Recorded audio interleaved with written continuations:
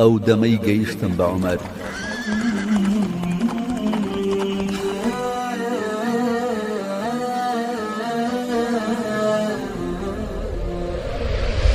عومەر ئەمیری بڕواداران و لوتکەی بەرزی بێنەواکان، عومەر هێز و قەڵا و دەنگی بەرزی بڕواداران، عومەر ئەمیری فەتح و عەدالەت و پشت و پەنای موجاهیدان.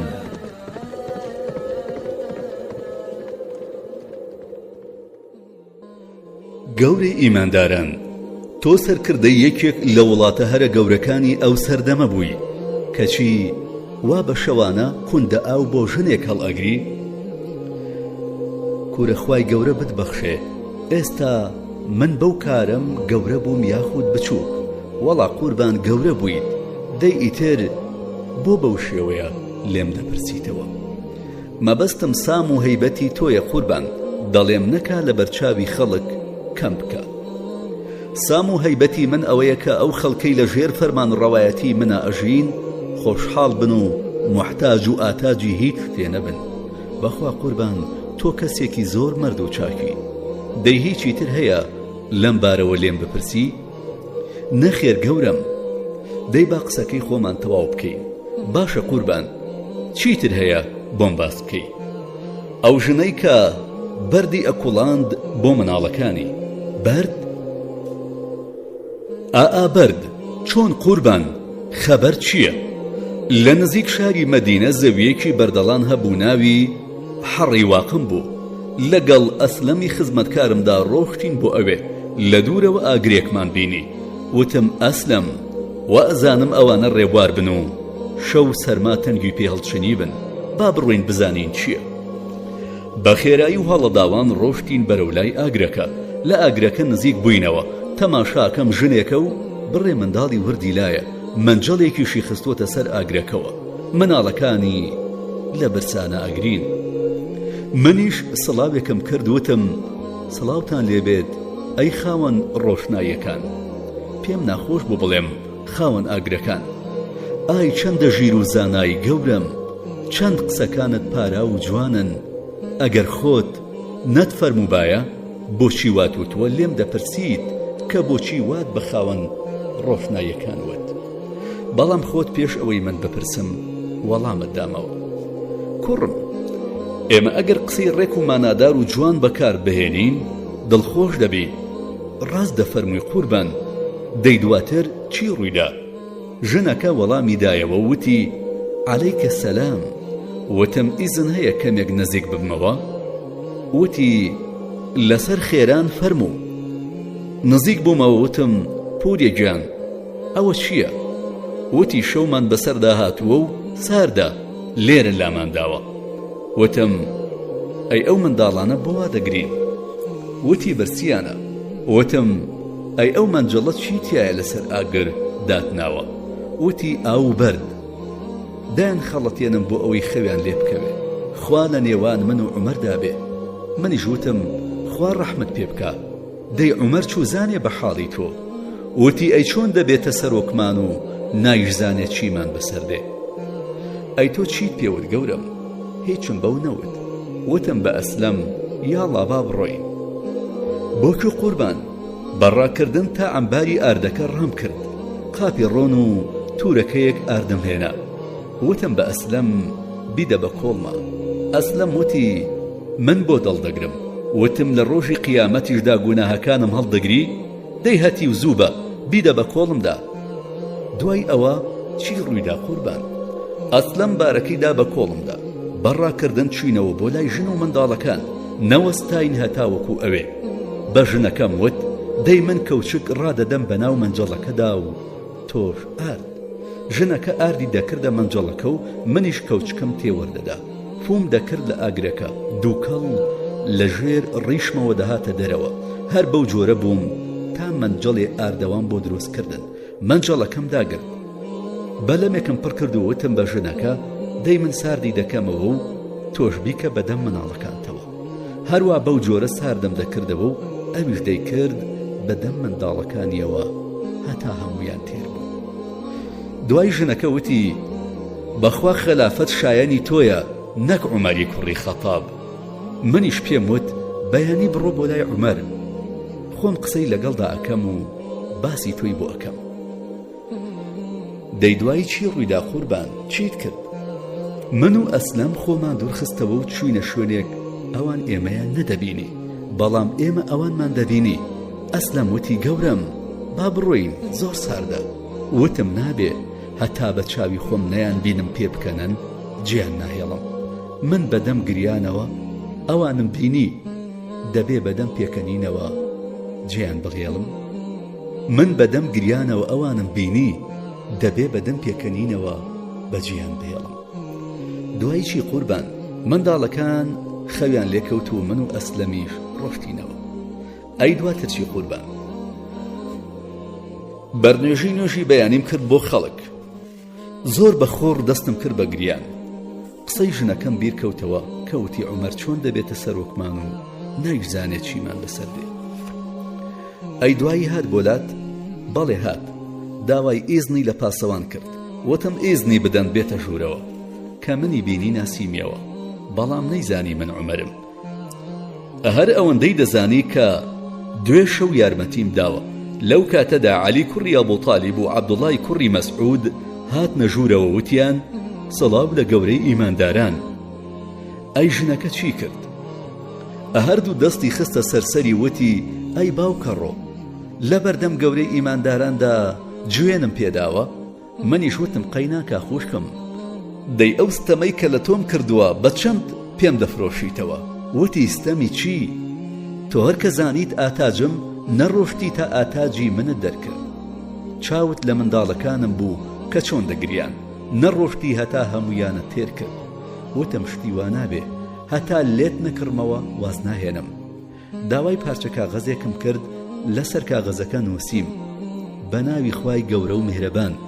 ئەمە ئەو کڕینەیە کە عومەر ستەمەکەی لە فڵانە ژن کڕیەوە بە 25 دینار زێر. لە قیامەتدا هەر داوایەکی لەسەر عومەر تۆمار کرد، ئەوە عومەر بەریە. عەلی کوڕی ئەبوو تالیب و عەبدوڵای کوڕی مەسعود شایەتن. دوای نامەکەمدا بە عەبدوڵای کوڕم وتم ڕۆڵە گیان، هەر کاتێ من مردم ئەم نامە بخرە نێو کفنەکەمەوە، بە ئەو دەمەی کە دەگەم بە خودای تاقانە پێی بێ. بەخوا ئەو ژنە نەیزانی بوو لای خۆدا چی بە تۆ وتووە. تۆش جار لە دوای جار سەرسامم دەکەی، قسەکانت یەک لە یەکتری سەیرترن. دەڵی تۆ لەگەڵ دروست نەکراوی، لە دادگەری دروست کراوی. دوای ئەوەی کە ئەو ستەمەت لە من بینی هێشتا پاکانم بۆ دەکەی. بەخوا چاکە نەبێ هیچم لە تۆ نەدیوە. چۆن؟ کوورە قوربان، تۆ زۆر دەکەی لە خۆت، باری خۆت گران دەکەی. خۆ تۆ کۆتایی دنیا نیت، هەندێ شتت لەلا ڕوونە و زۆر شت هەیە لێی بێ ئاگای. ئیتر بۆ وا خۆت نیگەران دەکەی؟ خەڵکیش بەربڵاو بوون، زۆر بوون. تۆ بە هەر شتێکت زانی بێ بە باشی بڕیارت لەسەر داوە، هیچ قسووریت نەبووە. ئیتر هەر کەس و بە گوێرەی توانای خۆی. ئەی تۆ چی دەڵی لەباری قسەی ئەو ژنەوە کە وتی عومەر چۆن دەبێتە سەرۆکمان و نایشزانێت چیمان بەسەر دێ؟ دەی ئەو ژنە هەژار و ئاتاج بووە، هەر کەسیش ئاژاری ڕووی تێبکە لە ناچاریدا کەمێک بێتەقیە و ڕوودار دەبێ. هەموو کەسێ دەیەوێ خەلیفە بۆ ئەو کار بکە، بەڵام خۆ ناکرێ، خەلیفە هی هەمووانە. ئەو ژنە بەشێک نەبوو لەو خەڵکە؟ با بەڵام ئەویش وەک ئەو خەڵکە، تۆ کە زانیت پێویستی بەشتە یەکسەر بۆ دابین کرد و هیچ قسووریت نەکرد. هەروەک ئەوانە بوو کە نامەد بۆ والیەکان دەنووسی کە ئاگاداری خەڵکە هەژارەکە بن. خۆ تۆ نەتەزانی کوێ هەژارە و کوێ هەژار نییە. بەخوا ئەگەر من کەم و کوڕیم نەبوایە ئەو ژنە وای نەئەوت. قوربان هەر کەسە و لە چاوی خۆیەوە تەماشای بارودۆخ دەکا. ئەو چونکە هەژار و ئاتاج بوو وای زانیوە خەڵک هەمووی وایە و خەلیفە ئاگای لە کەس نییە. تۆش بە گوێری دادگەری خۆت شتت پێبەخشی، ستەمەکەت لێ کڕیەوە. هەرچەند من پێم وایە هیچ ستەمێکت لێ نەکردووە. کورە تۆ دەتەوێ دڵم خۆش بکەی، ئەگی ناوا نییە. نا بەخوا قوربان، من قسەی ڕاستی دەکەم، هەر وایە کە من دەیڵێم ئەو ڕووداوە بە قازانجی تۆ شکایەوە، نەک لە دژی تۆ. چۆن؟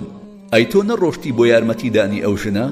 با دەیکەوا بوو تۆ ویستوتە پێویستی ئەو ژنە جێبەجێ بکەی کەوا بوو تۆ سەرکردەیەکی چاک بووی بێ ئاگا نەبووی لە خەڵک ئەو کەسە بێ ئاگایە کە هەر لە ماڵەوە پاڵی لێ بداتەوە لە جێگەی خۆی نەبزوێ بڵێ من هەقم چییە خەڵک چی دەکا بابیکە بەڵام تۆ لە شەوە زەنگێکی زۆر ساردا دەرچوویتە دەرەوە بەناو شاردا دەگەڕایی و تەنانەت دەرەوەی شاریش دەگەڕای بزانی کێ شتێکی پێویستە بەڵێ بە خودای گەورە هەر بۆ ئەوە دەچوومە دەرەوە دەمگوت بزانم کێ شتێکی پێویستە تا بۆی جێبەجێ بکەم ئێو کاتەی ژنەکەت بینی نەچووی بزانی چی گەرەکە بەڵێ ڕۆشتم دەیکەوا بوو بێ ئاگا نەبووی لەو خەڵکە ئەگەر تۆش مەبەستت یارمەتیدان و چاودێری نەبوایە نەدەڕۆشتی بزانی کوێیە و چی دەوێت تەنانەت هەر لە ماڵ نەدەهاتیتە دەرەوە دواتر خۆ تۆ بە کۆڵی خۆت ئاردەکەت هەڵگرت بۆیان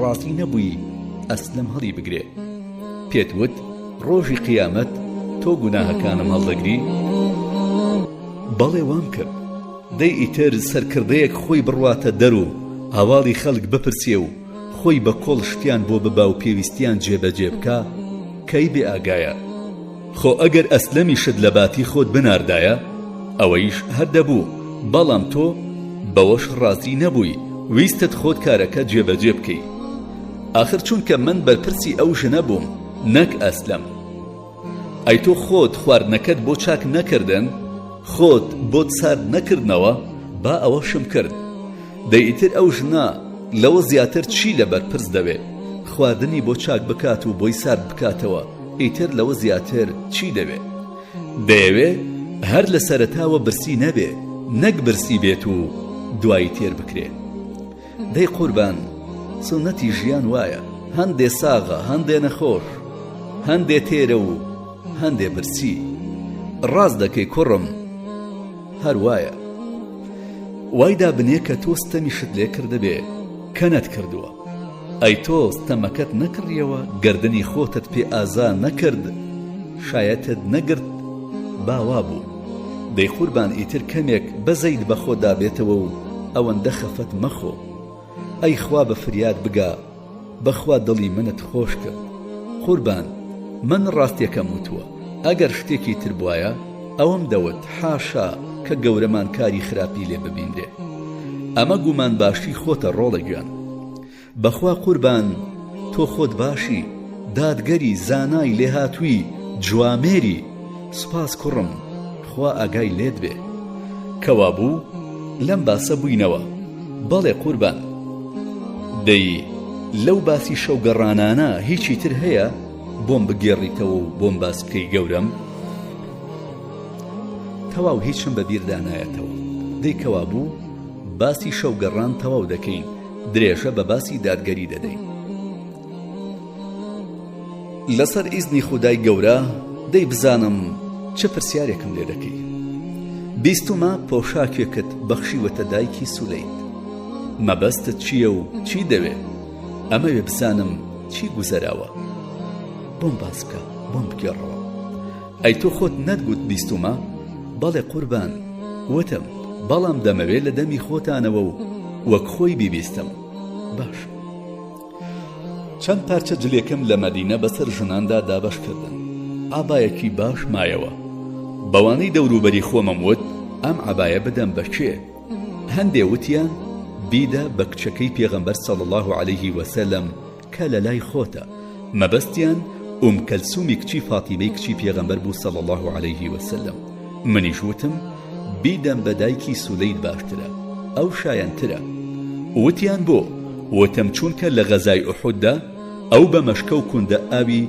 بۆ ئێمە دەهێنا یانی داد بە دایکی سولەید بەڵێ دام بە ئەو ئەی بۆ بەگوێی ئەوانت نەکرد کە وتیان بیدە بە کەلسوم لەبەر ئەوەی دایکی سولەید شایەنتر بوو لە غەزای ئوحوددا ئاوی بەشان هەڵدەگرد و بۆی دەهێنای ئەی قوربان تۆ نەتگوت من لە بەخشیندا خزم و کەسوکاری پێغەمبەر صلی الله علیه وسلمم پێش هەموو کەسێک خستووە بەڵێ وتم ئێستاش هەر ئەیڵێمەوە ئەی ئەوە نییە نەتبەخشی بە کەلسوم ئاخر کەلسوم ژنی خۆم بوو بەخێوکردنی لە ئەستۆی منایە ئەگەر بمدایە بە ئەو وەک ئەوە وایە بەخۆمەمدا بێ. آخر ئەو ژنی تۆ بوو، ئەو عەبایەش دڵی خۆش ئەکرد. دەی من بە ماڵ و سامانی خۆم دڵخۆشی دەکەم نەک بەهی خەڵک. وا بزانم تۆ دایکی سولەید بەکەم دەزانی. پەنا بە خودا هەرگیز، بەڵام دەمەوێ بزانم بۆچی دایکی سولەیتت لە ژنەکەی خۆت بە شیاوتر زانی. چونکە دایکی سولەید یەکێک بوو لەو کەسانەی کە لە کۆنەوە موسڵمان بوو بەیعەتی بە پێغەمبەر صلی الله عليه وسلم دابوو. ئەو ڕۆژەی ئەو کوونە ئاوی بۆ ئێمە دەهێنا کەلسوم هەر لەدایک نەبوو بوو. دەی ئیتر کەی دادگەری وهایە کەسێک کە هەر لە سەرەتای ئیسلامەوە موسڵمان بوو بێ لە کەلسوم بە شیاوتری نەزانم. لە کاتێکدا بە خێوکردنی کەلسوم لەسەر خۆمە. ڕاست دەکەی قوربان، داوای لێبوردن دەکەم. من تەنیا مەبەستم ئەمە بوو کە ئێستا فەرمووت. دەمویست ئەو خاڵم لەلا ڕۆشن بێ کە خاڵی دادگەریە. دەمەوێ بزانم حکمت چییە لە کارەکانتا. دەمەوێ بزانم چۆن ئەو خەڵکت بەڕێوە بردووە. دەی قەینا کوڕم، ئێستا پێم بڵێ هیچی تر ماوە یان لێرەدا کۆتایی پێ بهێنین؟ تەواو قوربان، هەموو شتێکم بۆ ڕوون بووە. دەی با خۆم باسی شتێکت بۆ بکێڕمەوە کوڕ. تۆزێک لە ئەم باسەش ئەچێ تا باشتر بزانی من چۆن فەرمان ڕەوایەتیم کردووە، بزانی چۆن ئەو کەسانی کە زووتر موسڵمان بوون بە شیاوترم لە قەڵەمداون و بە شیاوترم زانی، و بزانی چۆن ڕێزی کەسوکاری ئەوانەشم گرتووە، و بزانی چۆن ڕابردوم لە بەرچاو بووە. دەی قوربان، ئاوەتە خوازم زوو بۆم باس بکەی. دەی گوێ بگرە با بۆت بگێڕمەوە. فەرموو گیان و دڵم لەلاتە. من و ئەسلەمی خزمەتکارم چووینە بازاڕ. ژنێکی گەنجمان پێگەیشت، وتی ئەی گەورەی موسڵمانان، پیاوەکەم مردووە، منداڵم وردە، بە خودا نەکەوتوونەتە سەر پێ، نەکشت و کاڵێکمان هەیە نە ئاژەڵ، دەترسم کەمتیار بیان خوا. من کچی خەفافی کوڕی ئیمای غەفاریم، باوکم لە پەیمانی حودەیبێدا لە خزمەت پێغەمبەردا بوو صلی الله عليه وسلم. منیش وتم ئەی سڵاو لە برازای خۆشەویستم، ئالێرە بوەستە چاوەڕێم بە. بۆ کێ ڕۆشتی قوربان؟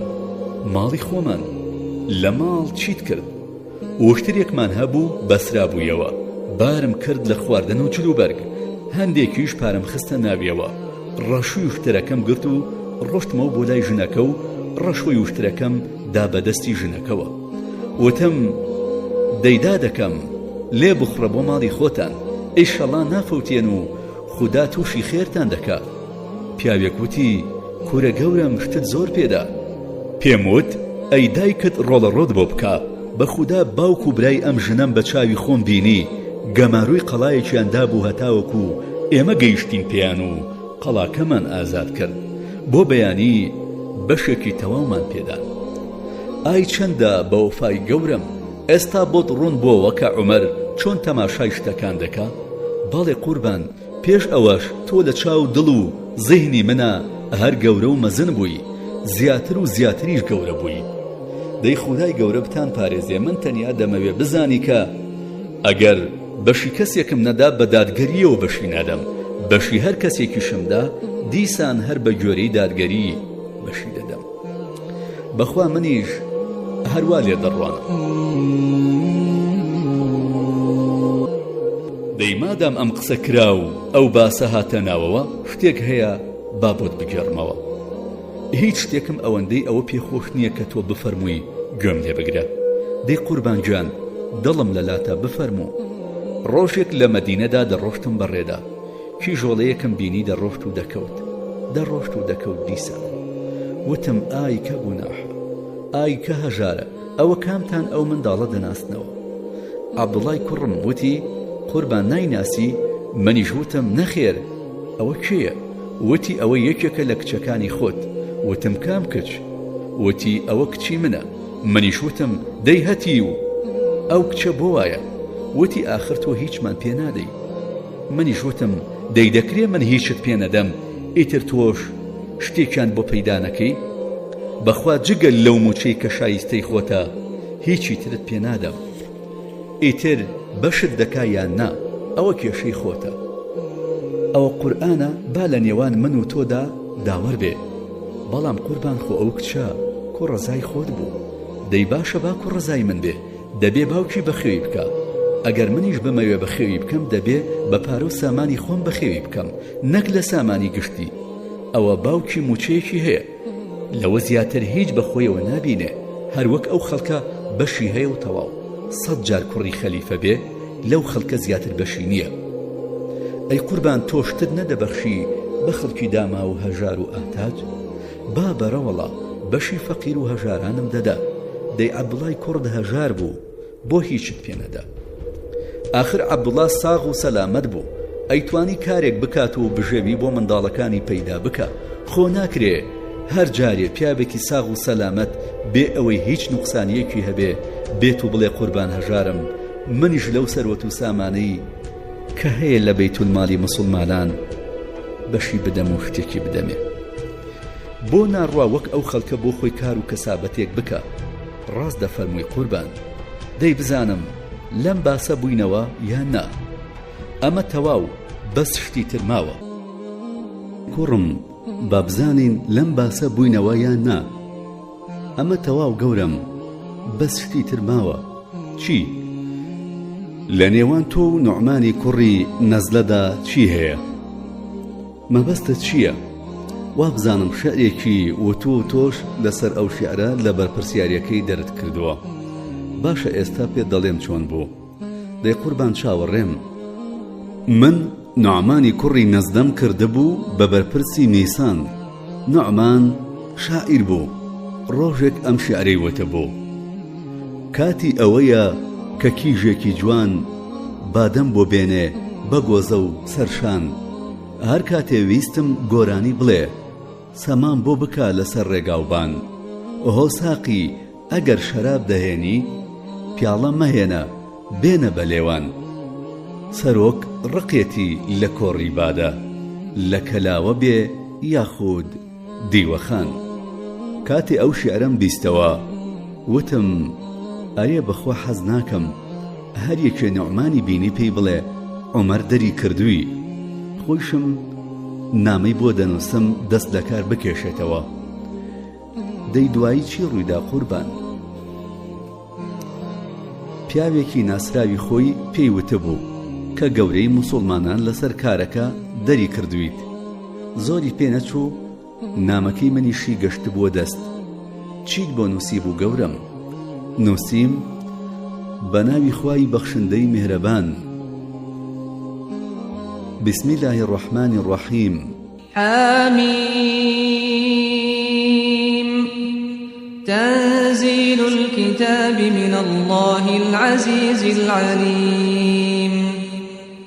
غافر الذنب وقابل التوب شديد العقاب ذي الطول لا إله إلا هو إليه المصير.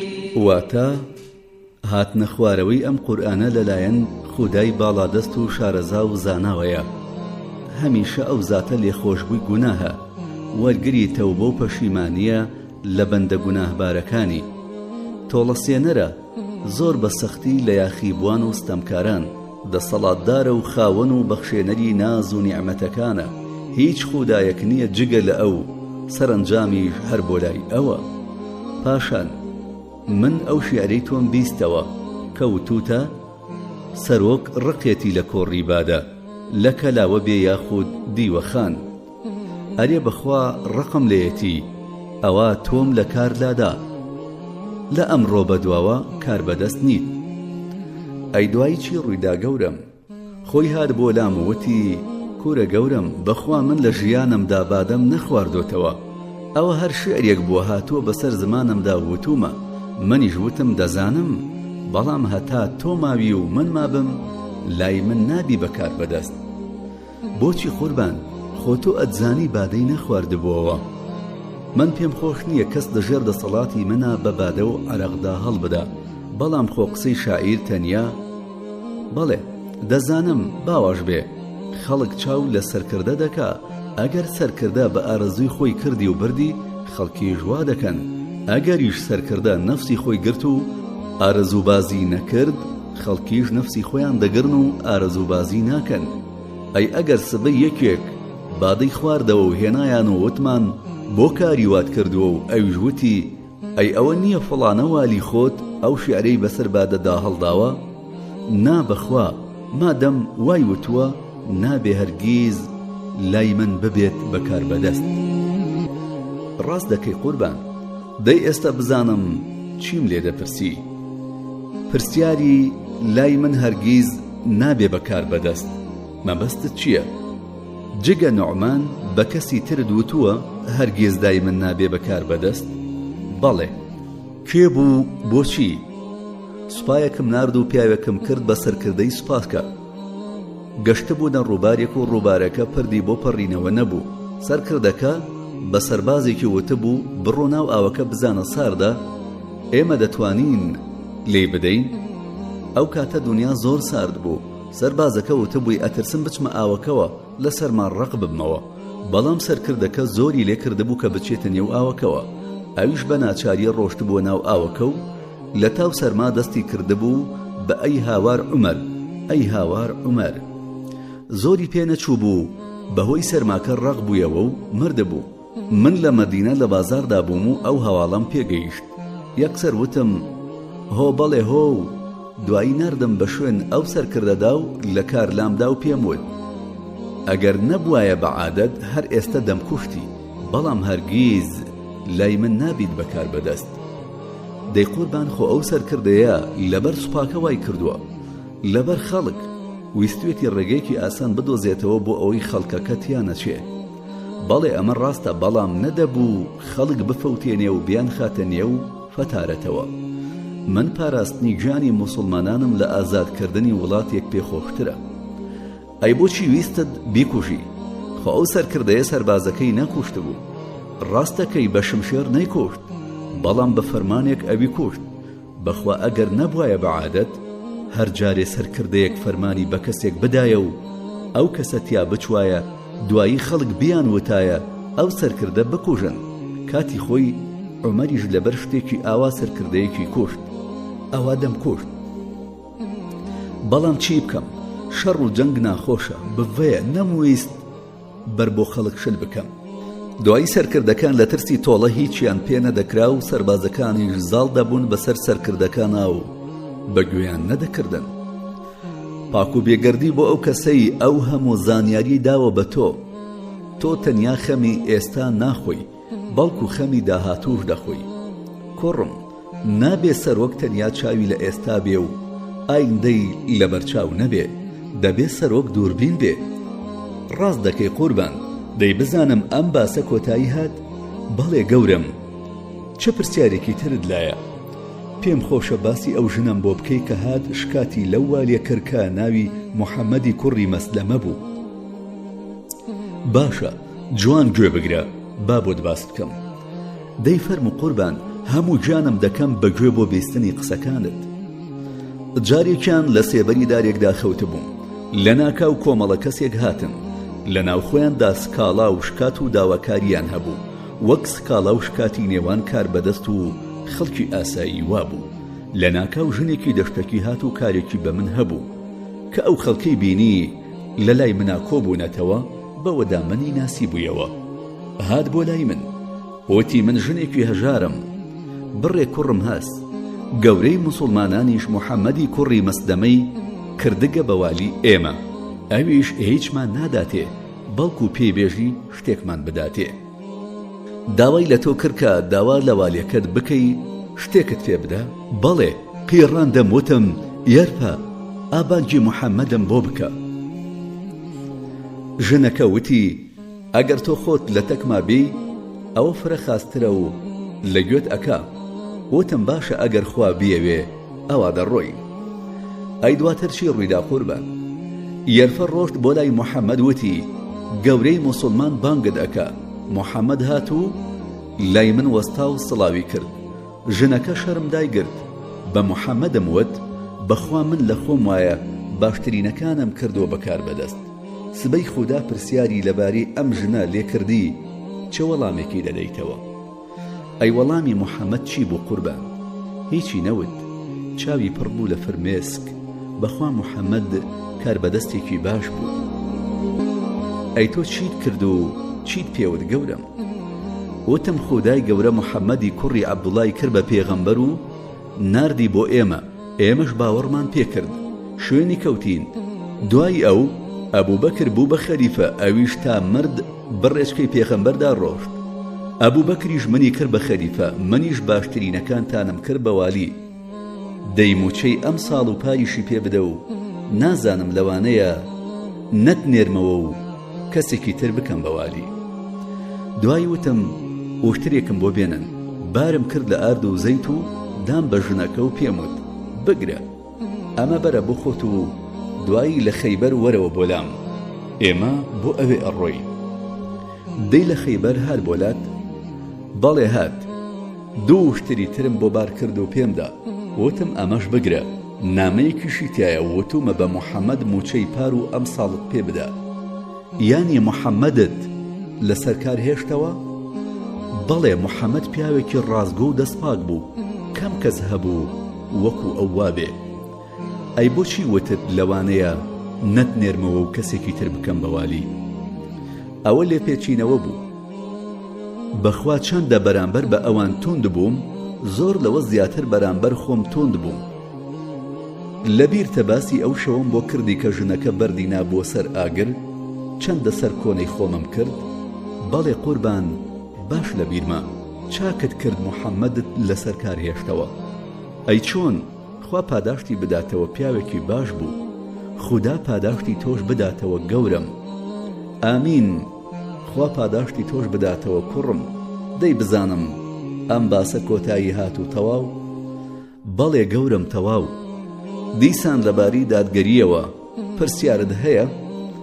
بەڵێ، دەمەوێ بزانم دەنگ و باسی ئەو شترە چی بوو کە سرت بڕی بۆ هاوڕێکانت. بەو بۆنەوە عەباسی مامی پێغەمبەر صلی الله علیه وسلم دڵخۆش بوو. ئەوە وشترێکی زەکات بوو، لاقیش کابوو، چارەسەری نەبوو. منیش ناچار سرم بڕی و هەندێک خەڵکم داوەت کرد بۆ خواردنی گۆشتەکەی. عەباس پێیوتم خۆزگە هەموو جار ئاوات بکردایە. منیش وتم بەخوا ئێمە ناتوانین دەست بە ماڵی دەوڵەتەوە بدەین مەگەر ئەوەی کە لە ڕێگەی حەقەوە وەری بگرین، لە ڕێگەی حەقدا دای بنین، مەنعی حەقیش نەکەین. مەبەستە چی بوو قوربان؟ مەبەستم ئەوە بوو کە من بۆم نییە وشترێکی زەکات سەر ببڕم، بیدەم بە هاوڕێکانم و خەڵکی تر بێبەش بن. ئەوەی کە هی خەڵکە دەبێ بدرێ بە خەڵک و جیاوازی تیادا نەکرێ، هەرچیش هی خەڵک نەبێ نایەن دەبێ، وەک چۆن لەو شتانەی هی ماڵ و منداڵەکەم نەبووە نەمداونەتێ. دەی قوربان، خۆ ئەو شتێکی ئەوەندە گەورە نەبوو، وشترێ بوو نەکوشتر.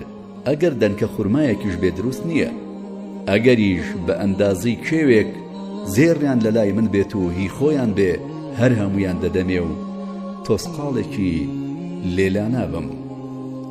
باشە قوربان، تۆ باشتری لێ ئەزانی. زانین هەموو شتێ نییە کوڕم. ئەو خەڵکە زۆربەی زۆری زانایە، بەڵکو لەخوا ترسان و خۆپارێزی شەرتە.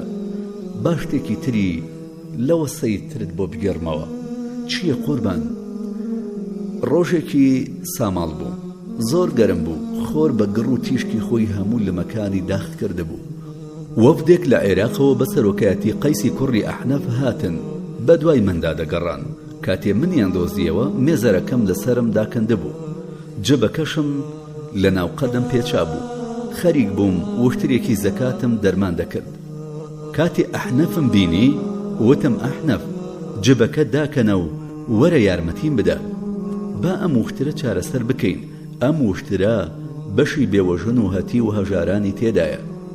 پیاوێک منی بینی و ئەو کارەی پێسەیر بوو، وتی کوورە قوربان، ڕەحمەتی خودات لێبێ، بۆ بە ڕەنجبەرێک ناڵی ئەو کارت بۆ بکە، بۆ خۆت دەیکەی. منیش وتم چ ڕەنجبەرێک لە من و ئەحنەف بەندەتر و ڕەنجبەرترە. هەر کەس ببێ بە بەرپرسی موسڵمانان، ئەوە بووە بە ڕەنجبەریان. چۆن واجبە ڕەنجبەر کار بۆ گەورەکەی خۆی بکە، ئاواش واجبە سەرکردە کار بۆ خەڵکی خوار خۆی بکە. دەی قوربان، بەخوا ئەو پیاوە ڕاستی کرد. با یەکێکی تر خەریک بووایە، درۆی نەکردووە. بەڵام ئامۆژگاری چاکیشی نەکرد. دەبوو بیگوتبایە با گەوری مسلمانان بە هەموو هێزی خۆیەوە کار بۆ ژێردەستەکانی خۆی بکا بە مرۆڤ و ئاژەڵەوە. دەی گەورم با کاری دەرمانکردنی وشترەکەت بخستایەتە ئەستۆی کەسێکی تر و خۆت خەریکی کاری خەڵک بوویتایە. خەڵک دەتوانێت لە جیاتی تۆ وشتر تیمار بکە، بەڵام ناتوانن کاری خەڵکی جێبەجێ بکەن. دەی تۆ بیستوتە کاری خەڵکم پشتگوێ خست بێ لەبەر کاری وشتر؟ نابەخوا. ئەی بۆ دەڵێ قوربان ببوورە، من بە بۆچوونی خۆم واموت. دەی قەینا کوڕم، بەڵام بزانە من ئەو کاتە توانا و تااقەتی کارکردنم هەبوو، کاتەکەش کاتی پشودان بوو. وتم مادەم ئێستا کاتی پشودانە و منیش بێکارم و ماندۆژ نیم، با هەستم ئەم وشترە تیمار بکەم. ئەی بۆ وەک وشترەکەی پێشوو سەرت نەبڕی؟ ئەوەی پێشوو بەدا و دەرمان چارەسەر نەدەبوو، بەڵام ئەمەیان چارەسەری هەبوو. ئیتر بۆ سەری ببڕم و بیدەم بە خەڵکێک و بێن بۆ خۆیان دەفەنگ لێدەن. با لە جیاتی ئەوەی سەری ببڕم دەرمانی بکەم و هەژاران و هەتی و بێوژنەکان سوودی لێوەربگرن. ڕاست دەفەرمووی قوربان. هەر لەباری وشتری زەکاتەوە شتێکی تر هەیە با بۆت بگێڕمەوە. چییە قوربان؟ زۆر دڵخۆشم بە بیستنی گێڕانەوەکان. وشترێکی زەکات بەرەڵا بوو بەناو کۆڵانەکانی مەدینەدا ڕام دەکرد بە دوایدا. عەلی کوڕی ئەبوو تالیبم پێگەیشت.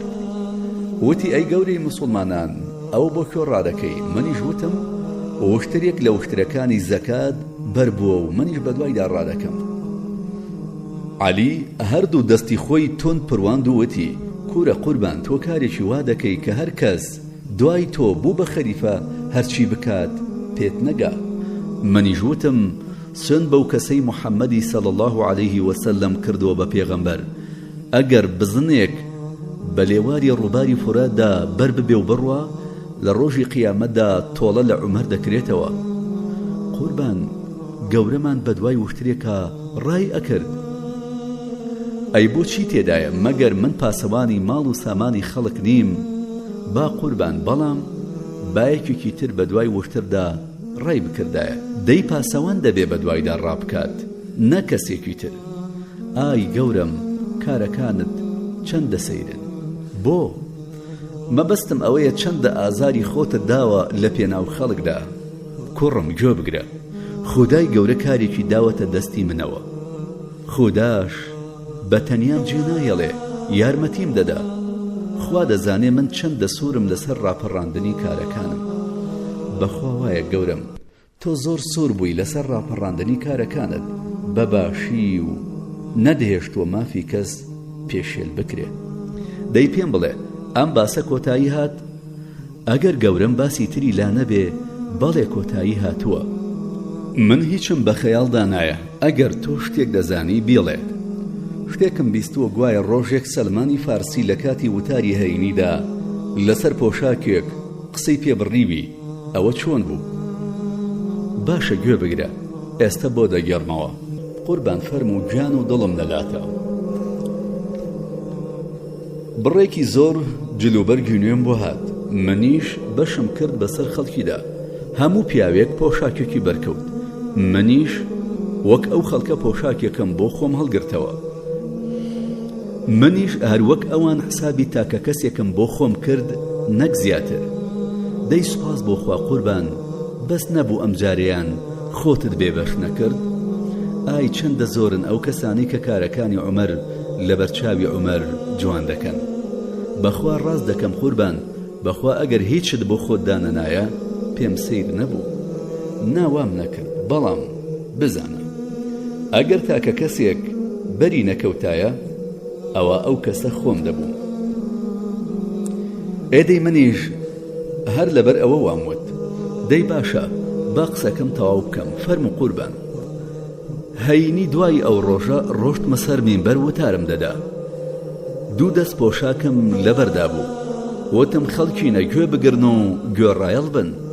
سەلمان وتی نەگوێ ئەگرین نەگوێ ڕایەڵە بین. زۆرم بەلاوە سیر بوو. وتم بۆچی باوکی عەبدوڵڵا؟ وتی ئاخر تۆ هەر کەسە و یەک دەست پۆشاکت پێداوە، بەڵام دوو دەستت بۆ خۆت بردووە. منیش وتم پەلە مەکە باوکی عەبدوڵڵا. دوایی هەر لەسەر مینبەرەوە هاوارم کرد هۆ عەبدوڵڵای کوڕم هۆ. عەبدوڵڵا وتی بەڵێ گەورم، بەڵێ بابەگیان ئەمەتام. وتم سندت دەدەم بە خودای تاقانە، ئەو دەستە پۆشاکەی لە ژێرەوەیە هی تۆ نییە؟ وتی با بەڕەوەڵە. سەلمان وتی دەی ئێستا بڵێ باگوێ بگرین و فەرمان بکە باگوێ ڕایەڵ بین. دەی باشە سەلمان بۆچی بۆ دەستە پۆشاکی ئاوای کرد؟ بۆ نەیکا ئەویش پیاوێک نییە وەک من؟ با ئەی باشە سەروەت و سامانی موسڵمانان هی هەمووان نییە؟ هەموویان هاوبەش نین؟ گەورەی ئیماندارانیش وەک هەر تاکێکی تر یەک بەشی نییە و تەواو؟ بەڵێ قوربان وایە. دەی دەبێت لە جیاتی ئەوەی کە دەڵێ سەلمان بوای کرد بڵێ ئافەرین سەلمان، لە منت کەوێ چەندە بەغیرەت بووی، چۆن داکۆکیت لە سەروەت و سامانی خەڵک کرد. مەبەستم ئەوەیە ئەگەر کارەکە بەو جۆرەش بوایە کە سەلمان گومانی برد نەدەبوو ئاوا بە بەرچاوی عالەمەوە بەڕووی تۆدا بدا، دەبوو دوایی بە ئەسپایی بە خۆتی بگوتبایە. بەخوا من ئەوەم پێ خۆشترە تا ئەوەی بە ئەسپایی و نهێنی بە خۆم بڵێ. بۆچی قوربان؟ با خەڵک فێر بن داوای مافی خۆیان بکەن، بەرپرسەکان دادگایی بکەن. ئەمە یەک. دووهەم لەوانەیە کەسێکی تریش هەمان گومانی سەلمانی بردبێ. سێهەم ئەمە ئیتر دڵی هەموو لا خاوێن و ساڵ دەکاتەوە. بەڵام ئەگەر بە ئەسپایی و دوو بە دوو پێی بگوتوبام و منیش بۆم ڕوون بکردایەتەوە ئەوانی ترم چۆن تێبگەیاندایە. ئەو کاتە خەڵک گومانیان وا دەبر کە گەورەی موسڵمانان دەستە پۆشاکێکی بۆ خۆی بردووە. چەند سەیری قوربان، تۆ بە شێوەیەک حەق ڕوبەڕووی خۆت دەکەیتەوە دڵی هەرگیز بەلای حەقدا نەچوی. نا کوڕم هەڵی پێم وا نەبوو ئاوا بیر بکەیتەوە. چۆن قوربان؟ من بۆیە حەق ڕوبەڕووی خۆم دەکەمەوە لەبەر خۆم. من نەفسی خۆمم خۆش دەوێ، من بار لە نەفسی خۆم دەنێم. بڕوا بکە هیچ کەس شتی بەتاڵ لە نەفسی خۆی بار نەکە مەگەر ئەو کەسەی کە خۆی بە هیچ بزانێ. با بە خەیاڵی خۆشی خۆی بە گەورەسانی بێت، نەفس بەکاری حەق نەبێ، بە هیچ شتێکی تر ڕێزی لێ ناگیرێ. هیچ و پوچترین کەس ئەو کەسەیە کە خۆی بە گەورە و زل بزانێ. ئیبلیس تەنیا لەبەر خۆ بە زلزانی لە ئاسمان دەرکرا. ڕاست دەکەی قوربان، من مەبەستم لەو قسەی کە کردم هەر ئەوە بوو کە سەرسامی خۆم نیشان بدەم. منیش مەبەستم لە وەڵامەکە تەنیا ئەوە بوو کە لەوە تێبگەی کە عیزەت و سەربەرزی لە حەقدایە، هەرچەند ئەو حەقە بە زیانی تۆش بێ، سەرشۆڕیش لە کاری بەتاڵیدایە هەرچەندە براوەش بێ. دەی قوربان، ئەمە لە جەنابەت فێر بووم و بە ئیزنی خوا هەرگیز فەرامۆشی ناکەم. دەی بڵێ بزانم لەم باسە بووینەوە یان نا؟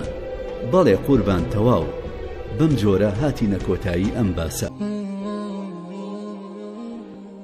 دەی بزانم ئێستا چیترت دەوێت لێم بپرسی؟ دەمەوێ بزانم لە نێوان تو و هورمزان چی گوزەراوە؟ چیت مەبەستە؟ من وام خوێندۆتەوە؟ لەو کاتەوە کە شاڵاوی برد تاو ساتەی فرتوفێڵی کرد بۆ ئەوەی خۆی ڕزگار بکات. من وام خوێندۆتەوە. پێم خۆشە لە زاری خۆتەوە ببیستم، لەوانەیە شتەکەوانە بێ کە من بیستومە. باشە کوڕم گوێ بگرە، ئێستا بۆ دەگەڕمەوە کە لەو نێوەندەدا چی ڕوویداوە. بەسەر سەر و بەسەر چاوان قوربان، دڵ و گیانم لەلاتە. هورموزان سەرکردەیەکی سوپای لێهاتوو بوو. موسڵمانان گەمارۆیان دابوو، زانی کە کار لە کارترازاوە و ڕێی هەڵهاتنی نییە، بۆیە داوای ئەمانی کرد و بەڵێنی بە موسڵماناندا. موسڵمانانیش ئەمانیاندا. ئەو هەر لەبەر فرتوفێڵ وای کردبوو. خۆتە زانی جەنگیش هەمووی فرتوفێڵ و لێزانینە. زۆری پێ نەچوو پەیمانی شکاند. زۆر لە سەربازانی موسڵمانانی بەکۆشدا. موسڵمانان کۆبوونەوە و پشتیان بە خودا بەست و خوداش یارمەتیدان. فارسەکان شکان، هورمزان یەخسیر کرا.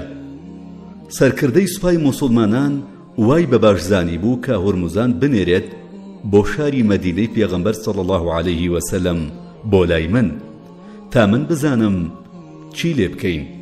کۆمەڵێک سەرباز هێنایان. 3 کەس دەوانە بریتی بوون لە ئەنەسی کوڕی مالیک، مغەیرەی کوڕی شوعبە، ئەحنەفی کوڕی قەیس. کە لە مەدینە نزیک بوونەوە جل و بەرگەکەی هورموزانیان کردەوە بەری.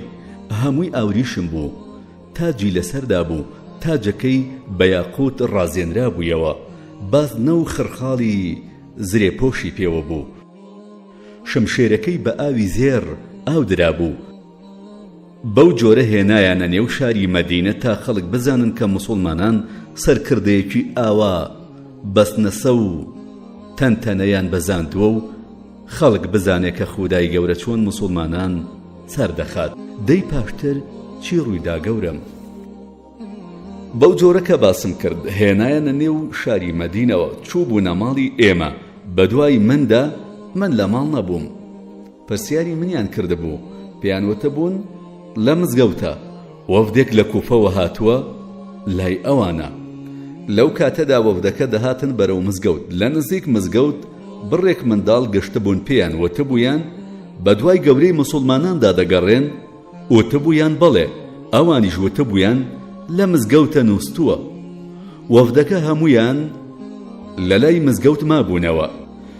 ئەنەس و ئەوانیش هورموزانیان هێنا بوو گەشتبوونە مزگەوت. خەڵکێکی زۆر کۆبووبوونەوە بۆ ئەوەی بزانن کە من هورمزانم بینی چی دەکەم. ئەو هەموو خەڵکە بەجارێ هاتنە نێو مزگەوتەوە، بەڕاست و چەپا بەدوای منە ئەگەڕان. لە سوچێکە نووستو بووم، قامچێکەم لە نێو دەستمدا بوو. خۆ دەزانی نە پاسەوانم هەبوو نە دەرگاوان.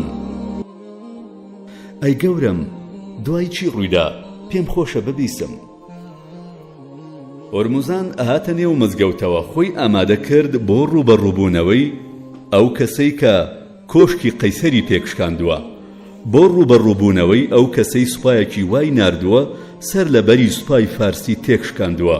دەیویست ئەو پیاوە ببینێ کە نەخشەی جەنگی لە مەدینەوە کێشاوە و نەخشەیەکی وا بووە کە هیچ سەرکردەیەکی فارس نەیتوانی بوو نەخشەی وا بکێشێ. نەخشەیەکی وا بوو کە نەیانتوانی بەرەنگاری ببنەوە. ئەو نەخشەیە کە نەخشەکانی ئەوانی پوچەڵ کردەوە و هەمویانی تێکشکان. پێشتر بەباشی باسی فارسەکانم بۆ کرابوو، بۆیە وەک ئەوانم دیبێ ئاوا بوو. خودای گەورە یارمەتیدا بووم کە نەخشەیەکی پڕ بە پێست بکێشم. هورموزان وتی کوا عومەر؟ وتیان ئەوەیە. بەبینینی من تەواو واقی وڕما، پۆشاکێکی زۆر سادە، نە پاسەوان نە دەرگاوان. ئەو یەزدگوردی دیبوو کە دەچوون بۆ لای یەزدگورد کرابوون بە چەند چینەوە. دەبوو لە دوورەوە لە خزمەتیدا بوەستن. نزیکترین کەس لە یەزدگوردەوە چینی بەرپرسە گەورەکان و وەزیرە مەزنەکان بوون. دەبوو 5 گەز لێوە دوور بن. دواتر چینی فەرماندە جنگاوەرەکان و زانایان بوو. دەبوو ئەوان 10 گەز لە یەزدگوردەوە دوور بن. ئەنجا چینی گۆرانی بێژ و چاوەش و ئەوانە بوون. دەبوو 15 گەز لێوە دوور بن. ئەگەر کەسێک بیویستایە قسەی لەگەڵدا بکەن، نەدەبوو لەوەی کە بۆی دیاری کراوە زیاتر بێتە پێشەوە. دەبوو ئەهەر کە دەڕۆشتە ژوورەوە لە بەردەمیدا چۆکدا بدات و سەری تەواو لە زەوی نزیک بکاتەوە و ئاتا یەزدگوردیش ئیزنی نەدا قسە نەکا. هەر کەسێکیش قسەی لەگەڵدا بکردایە بە هیچ شێوەیەک ناوی نەدەهێنا، چونکە ناوهێنانیان بە سوکایەتی ئەزانی. زیاد لەوەش دەبوو بە پارچە پەڕۆیەکی سپی دەمامک بکەن بۆ ئەوەی هەناسی دەمیان کەش و هەوای ژووری یەزدگورد پیس نەکا. ئەی قوربان، دوایی چی ڕوویدا؟ خەڵک بە هێواشی قسەیان دەکرد بۆ ئەوەی من خەبەرم نەبێتەوە.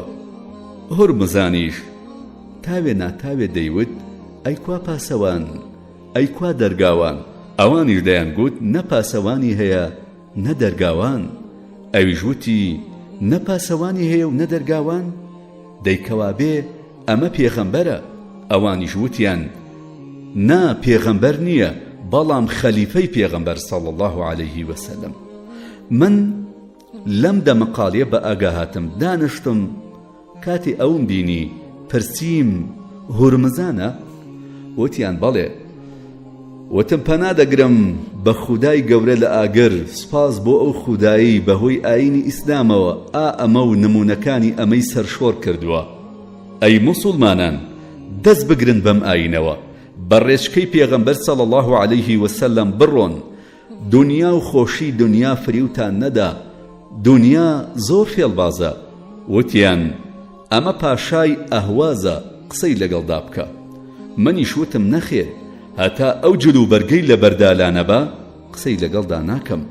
بردیان و جلو بەرگەکەیان لەبەردا داکەند و دەستی جلی سادەیان لەبەر کرد و دیسان هێنایەنەوە.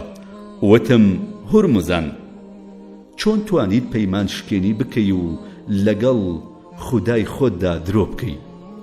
وتی عومەر، ئێمە و ئێوە لە سەردەمی نەفامیدا هەڵدەپژاین بە یەکدا. ئێمە سەردەکەوتین چونکە خوا نەپشتی ئێمەی دەگرت و نەپشتی ئێوە، بەڵام لەو کاتەوەی کە خودا پشتی ئێوە دەگرێ ئێمە بەردەوام شکست دەهێنین. وتم ئەو کاتە ئێوە یەک بوون و ئێمە ناتەبا. دووبارە وتم بۆچی درۆت لەگەڵ ئێمەدا کرد؟ بۆچی پەیبانت شکاند؟ جار لە دوای جار ئەمەم پێدەگوت. وتی دەترسم پێش ئەوەی پێت بڵێم بمکوژی. وتم مەترسە. وتی دەی من ئاوم دەوێ. وتم ئاوی بۆ بێنن. جامی ئاوی گر بەدەستەوە، دەستی دەلەرزی. وتی دەترسم لە کاتی ئاو خواردنەوەدا بمکوژن. وتم ناقەی ناکە، هەتانەی خۆیتەوە کەس ناتکوژێ. ئیتر یەکسەر جامە ئاوەکەی لار کردەوە و ڕژاندی. وتم ئاوی بۆ بێنن، نابێ بە تینوێتی بکوژرێ. وتی ئاوم ناوێ، من ویستم بەو ئاوە مانەوەی خۆم مسۆگەر بکەم. وتم من دەتکوژم، مانەوەی چی؟ وتی ئاخر تۆ بەڵێنت پێدام. وتم درۆ دەکەی؟ ئەنەس وتی وەڵا ڕاست دەکا قوربان. وتم بە ئەنەس قوڕ بەسەرت، ئەوە مەزە ئەو بەڕای شەهید کردووە، چۆن پەنای دەدەم؟ بەخوا یان بەڵگە بۆ ئەو قسێت ئەهێنیتەوە یان سزاد ئەدەم. ئەنەس وتی تۆ وتت قەی ناکە، کەس دەستت لێ نادات تا هەموو شتێکم بۆ نەگێڕیتەوە، کەس ناتکوژێ تا ئاوەکەت نەخۆیتەوە. ئاوەکەیشی ڕژاند، تازە ئیتر هەرگیز ناخورێتەوە، کەواتە هەرگیز ناکوژرێ. کۆمەڵێک کەس پشتگیری ئەنەسیان کرد. بە هورمزانم وت تۆ منت فریودا، بە خودا من بۆ موسڵمان نەبێ بۆ کەس فریو ناخۆم. هورمزان موسڵمان بوو، لە مەدینە نیشتە جێبوو. هەر لەبەر قسەیەک نەتکوشت تا ئەو ڕادەیە بەڵێنی خۆت دەپارێزی. تۆ ئەگەر بەکارەکەی من سەرسامی، ئەوە بۆ قسەکەی ئەنەس زیاتر سەرسام بە. بۆچی؟ آخر هورمزان برایەکی ئەنەسی کوشت بوو، دەبوو ئەو زیاتر لەسەر کوشتنی هورمزان سوور بێ، بەڵام کە گوێی لێبوو منوام وتووە ئیتر تۆڵەی لەبیردا نەما، دەیوت دەبێ بەڵێنی خۆت ببەیتە سەر. ئەنەس بەکوژی براکەی خۆی ڕزگار کرد. وەڵا ڕاست دەکەی گەورم، بەڵام خۆتۆ دەتوانی بیکوژی، هەرچەند ئەنەسیش ناڕازی بە. قسەی ئەنەس وەک ڕاوێژ بوو نەک فەرمان، فەرمان فەرمانی تۆ بوو. تۆ بۆت هەبوو هەر ڕایەک پێچەوانی ڕای تۆ بوایە پەسەندی نەکەی. من ئەو ڕایی ئەنەس و ئەوانم پێتەواو بوو. دەی تۆ چوزانی لەوانەیە هورمزان لە ترسی شمشێر موسڵمان بوو بێ. ئێمە نەهیمان لێ کراوە کە دڵی خەڵک توێتێ بکەین و تەماشای بکەین. چوزانین دڵی چی تێدایە. ئەی باسەکەی ئوسامە و پێغەمبەر صلی الله علیه وسلم نازانی؟ باسی چی؟ پێغەمبەری نازار صلی الله علیه وسلم کۆمەڵێک هاوڵی ناردە سەر حورقەی جوهەینی. بەیانی زوو هاتبوونە سەرکانی و ئاوەکانیان کە ئوسامە و ئەوانیان بینی بوو، لە ترسا بڵاوەیان لێ کردبوو. ئوسامە و پیاوێکی ئەنساری یەکێ لەو پیاوانەی ئەوانیان گرتە بوو، ویستە بوویان بیکوژن. پیاوەکە وتبووی لا ئیلاهە ئیلا الله. پیاوە ئەنساریەکە وازی هێنابوو، بەڵام ئوسامە کوشتە بووی.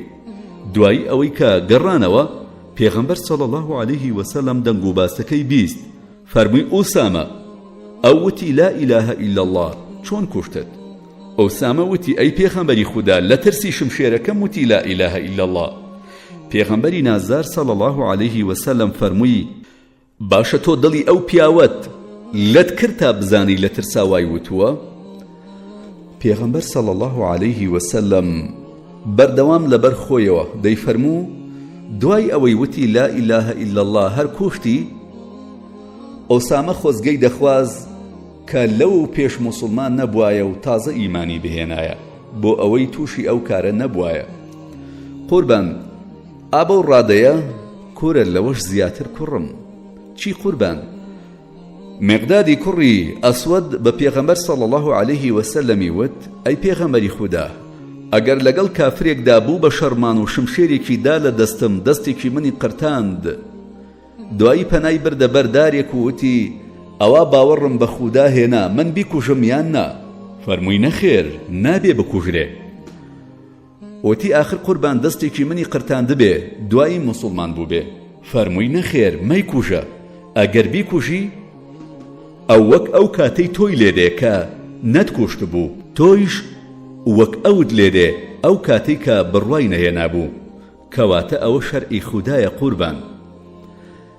ئەیوا دەزانی من کار بە شتێکی غەیری شەرع دەکەم؟ نا قوربان بەڵام دەمەوێ زیاتر بۆم ڕوون بکەیتەوە. لەوەش زیاتر ئەو هورموزانە من وا دەزانم بوو بە موسڵمانێکی باش بەقەد چاوتروکانێ لە ئاین دوور نەکەوتەوە. قوربان تۆ باشتر دەزانی من نازانم. دەی هیچ پرسیارێکی ترت لەلایە؟ قوربان هەرچی پرسیارم هەبوو لەباری دادگەریەوە هەر هەموویم پرسی یانی تەواو بە ئیزنی خودا تەواو سپاسی جەنابت دەکەم کە ئەوەندە خۆڕاگەر بووی و وەڵامی پرسیارەکانی منت دایەوە و ماندوو نەبووی. وات دەو قسانە بێنە کوڕم. ئێستا پێم بڵێ دوای ئەوەی باسێکی گەورەمان داخست و زۆری لەسەر ڕۆشتە بووین لەبارەی چ شتێکەوە پرسیارت گەڵاڵە کردو و پرسیار دەکەی؟ دەخوازم کە هەندێ پرسیاری شەخسی لە گەورەمان بکەم. دەتەوێ لە چه بارەیەکەوە بپرسی؟ قوربان جەنابەت دەزانی کە خەڵک دەمی ناوەستێ هەندێک کەس زمانیان دەڵی قام چییە بگرە دەڵی شمشێرە.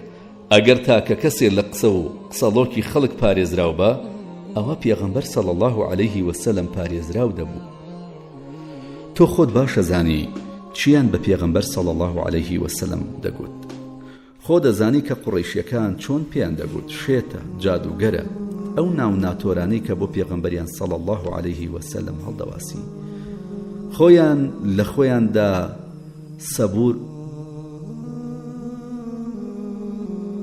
لە خۆیاندا سەبورین بۆ هەر کەسێکی بێتاوان و بوختان بۆ کراو.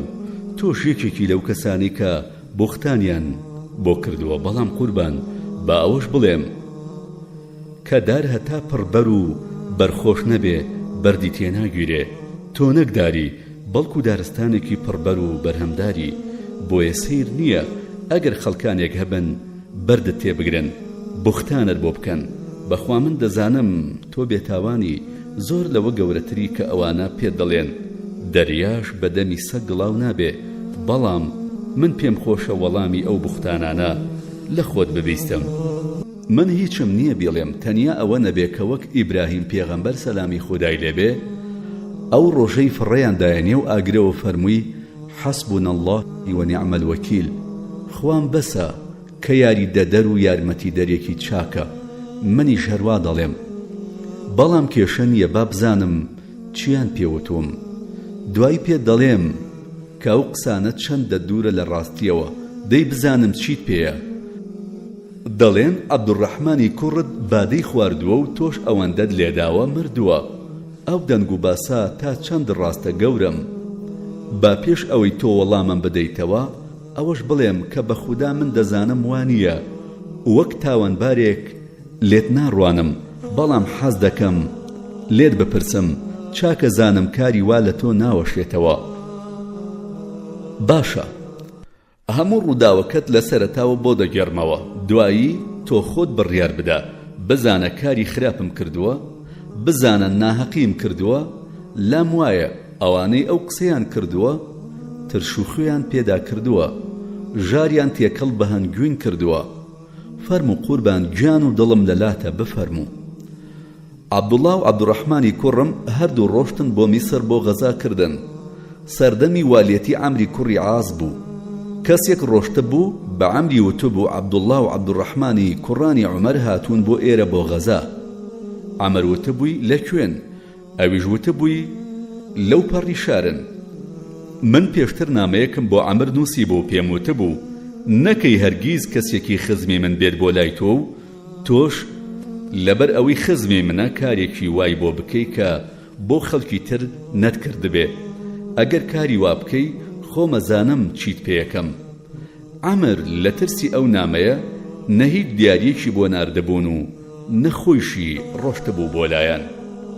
کار بەو شێوەیە بوو تا ڕۆژێک پیاوێکی هاوڕێ عەمر بە عەمری وتبوو عەبدوڕەحمانی کوڕی عومەر و ئەبوو سورعە لە بەردەرگان داوای هاتنە ژوورەوە دەکەن. عەمر وتبووی با بێنە ژوورەوە. ئەوانیش زۆر بە داماوی و زەلیلی چوو بوونە ژوورەوە.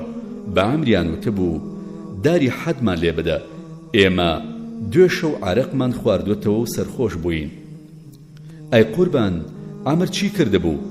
هەندێک قسەی پێوتبوون و دەری کردبوون. عەبدوڕەحمان وتبووی ئەگەر داری حەدمان لێ نەدەی بە باوکم دەڵێم، ئیتر خۆ دەزانی. عەمری شەیزانی ئەگەر داریان لێ نەدا من لەسەر کاری لا دەبم و لێی تووڕۆژ دەبم. عەمر دەیویست بەگوێیان بکات و داریان لێ بدا. لەو دەمەدا عەبدوڵڵای کوڕم خۆی کردبوو بە ژووردا.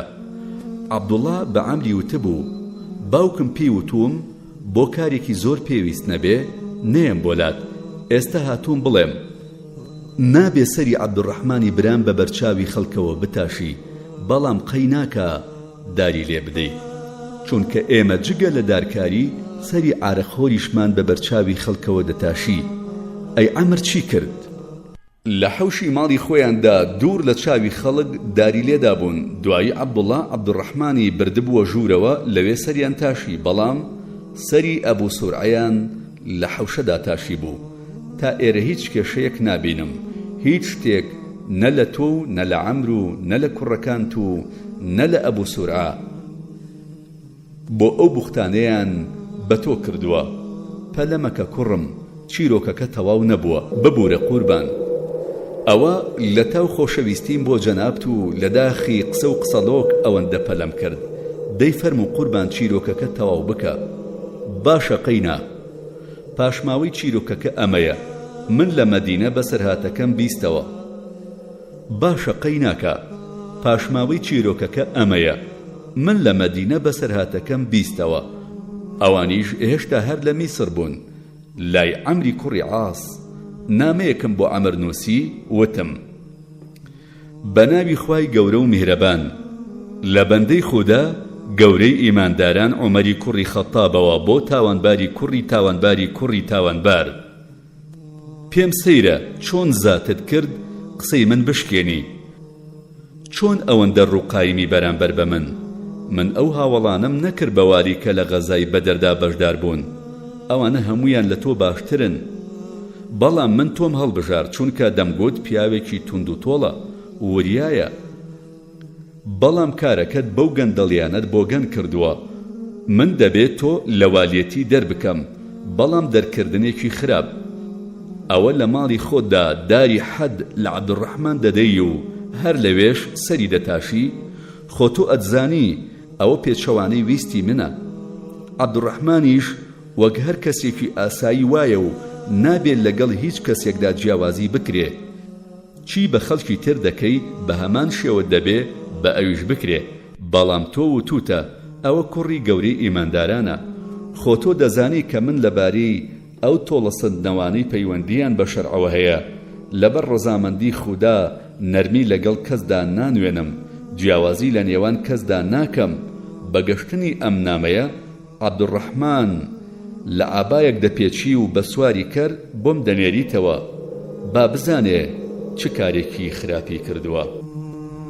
دەی قوربان، بەگەشتنی نامەکە عەمر چی کرد؟ نامەکەی بۆ عەبدوڵڵا و عەبدوڕەحمان خوێندبووەوە، بەو شێوەیە بەو شێوەیە خۆم وتم عەبدوڕەحمانی ناردەوە، نامەیەکی بۆ من نووسی و داوای لێبوردنی کردبوو. دابووی بە عەبدوڵڵا، عەبدوڵڵاش لەگەڵ عەبدوڕەحماندا هاتەوە بۆ مەدینە.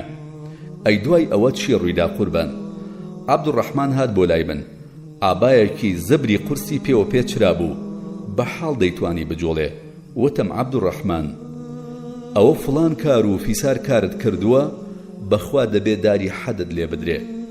عەبدوڕەحمانی کوڕی عەوف وتی قوربان داری لێ دراوە ئیتر بەسە. دەی قوربان عەبدوڕەحمانی کوڕی عەوف ڕاستی کرد. چیت کرد؟ بەگوێی ئەوت کرد؟ نەخێر، بەڵکو بە دیار چاوی خەڵکەوە وەک ئەوەی کە شەرعیە داری حەدم لە عەبدوڕەحماندا. دوای لێی گەڕام. دوای ئەوە یەک مانگی ڕێک ساغ و سەلامەت هیچ عەیبێکی نەبوو، دەهات و دەچوو، هات و چۆی ناو بازاڕ و خەڵکی ئەکرد. دوای ئەوە قەزا و قەدەر نەخۆش کەوت، بەو نەخۆشی گیانی سپارد.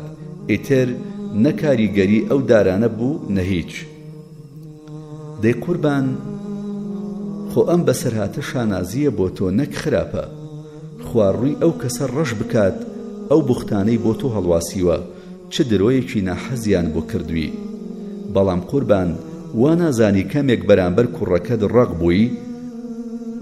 من هەقم بەو قسە و قسەڵۆکانەوە نییە کە هەڵیان واسیوە، زانیم ئەوانە هەمووی درۆن. ئەمە پرسیارێکە و خۆمەیکەم. من تەنیا بە پێی شەرع جوڵاومەتەوە، هیچ زیادە ڕەویەکم نەکردووە. تۆ پێت خۆشە عومەر بە بەرچاوی خەڵکەوە داری حەد لە کوڕی خەڵک بدا، بەڵام کوڕەکەی خۆی لە ژوورەوە و لە حەوشی ماڵی عەمەر داری لێ بدرێ؟ ناوەڵا، بەڵام خۆ تازە دارەکەی لێدرا. لێدرا بەڵام بەو جۆرە نەبوو کە خودا دەیەوێ. قوربان شتێکی تر ماوە. چییە؟ من وەک چۆن لە تۆ دڵنیام و دەزانم پیاوێکی زۆر باشی، ئاوا لە کوڕەکانیشت دڵنیام. بیستومە عەبدوڕەحمان شەرابی نەخواردبوو، ئەو ئاوجۆ یان شەربەتی تری خواردبوو، کەچی شەراب دەرچوو بوو. نەیزانی بۆ شەرابە. هەروەها ئەبوو سەروعەیش. ئەبوو سەروعە یەکێکە لەو پیاوانەی لە غەزای بەدردا بەشدار بوو، بەڵام دوای ئەوی خواردیانەوە و سەرخۆش بوون، زانیان شەراب بووە، خۆیان داوایان کرد کە داری حەدیان لێ بدرێ.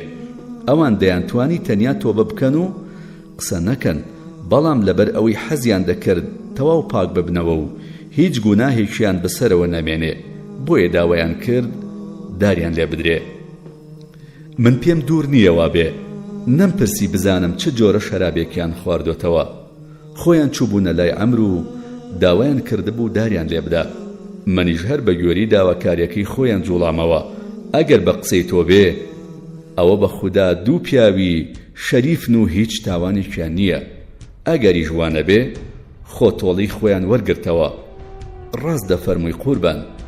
لەم بارەیەوە هیچی تر ماوە یان پرسیاری تر هەیە بیکەی؟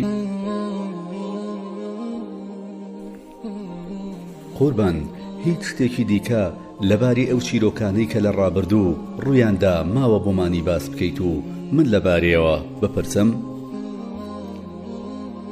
قوربان دەڵێن عومەر نەسری کوڕی حەجاجی لە مەدینە دەرکردووە، بەبێ ئەوەی نەسر هیچ گوناه و تاوانێکی هەبێ، تەنیا تاوانی ئەوە بووە کە زۆر جوان بووە. شتی وا ڕوویداوە؟ ئەگەر ڕوویداوە چۆن بووە قوربان؟ کوورە ئەوانە چونکە تێناگەن و شارەزایی بڕیاردان و شەرع و داوەری و ئەم شتانە نین، هەر لە خۆوە قسە دەکەن و نازانن چی بۆتە هۆکار. قوربان من لەم قسەی جەنابتەوە وا تێدەگەم کە مەسەلەکە ڕاستە. بەڵێ ڕاستە، بەڵام لەبەر ئەوە نەبوو کە ئەوان دەیڵێن ئەوانە هەق و ناهەقیان تێکەڵ کردووە، قسەی هەق دەکەن و مەبەستیان پێی ناهەقە. ئیتر یان هیچ نازانن یان نێتیان خراپە. دەی قوربان هەر چۆنێک بێ گرنگ نییە، دەمەوێ بزانم باسەکە چۆن بووە. من شەوێک بەناو کۆڵانەکانی مەدینەدا دەگەڕام، دەمویست بزانم دەنگ و باسی ئەو خەڵکە چییە. گوێم لە ئافرەتێک بوو دەیگوت خۆزگە شەراب و بادە هەبوایە، نەسری حەجاجم لەلا بوایە، ئەوەندە جوانە بۆ یەک بینینی گەرگیان ببەخشی وەک پولێک وایە، بە جوانێ بڵێ تۆ وەک نەسر وایی، شاگەشکە دەبێ شیفای قەت نایە تەماشا چاوی چەند جادو بازە باڵای وەک شمشاد برۆی هەودایە لە تاو ئەو پرچەی قەرارم نەما جێگام هەر دەڵێی کاو مێروتیایە بۆیە وتم نابێ لە مەدینەدا کەسێک هەبێ کچان لە ژووری تایبەتی خۆیانەوە ئاخی بۆ هەڵبکێشن و گۆرانی بۆ بڵێن بۆ بەیانی وتم نەسری کوڕی حەجاجم بۆ بێنن کاتێک هێنایەن تەماشا دەکەم جوانترین مرۆڤە لە جوانیدا دەدرەوشایەوە مرۆڤی لە خشتە دەبرد قژێکی جوانی پێوە بوو هەر مەپرسە پێم وت بیر و ڕای گەورەی موسڵمانان وایە کە سرد بتاشین کاتێ سەرمان تاشی زیاتر جوان بوو بۆ شەوی دواتر گوێم لە هەمان ئافرەت بوو دەیگوت سەریان تاشیوە ناشرین ببێ هەنگ کاتی بڕین شیلەی لێ دەردێ ڕوومەت وەک مانگی گیراوی ژێر زڵف کە سەریان تاشی مانگەشەو هەڵدێ بۆیە بە نەسرم وت بەخوا نابێ من و تۆ لە یەک شاردادان شین وتی دەی قوربان من تاوانم چییە وتم هەر ئەوەی کە پێت دەڵێم ناردم بۆ بەسرا یانی بەبێ هیچ تاوانێک دوورت خستەوە بۆ بەسرا ئەو هیچ تاوانێکی نەبوو بەڵام دەبێ بزانی بۆچی وام کرد دەی گوێ لە پیاوی داوەر و بڕیار بەدەست و سیاسی بگرە گوێم گرتووە قوربان فەرموو ئەوەی کە من کردم پێشخستنی مەسلەحەتی گشتی بوو بەسەر مەسلەحەتی تاکە کەسیدا زیاندان لە مەسلەحەتی تاکە کەسی لە پێناو بەرژەوەندەی گشتیدا شتێکی ڕێگە پێدراوە یەکێکی شاد لە دەستورە گشتەکانی ئوسوڵی فقه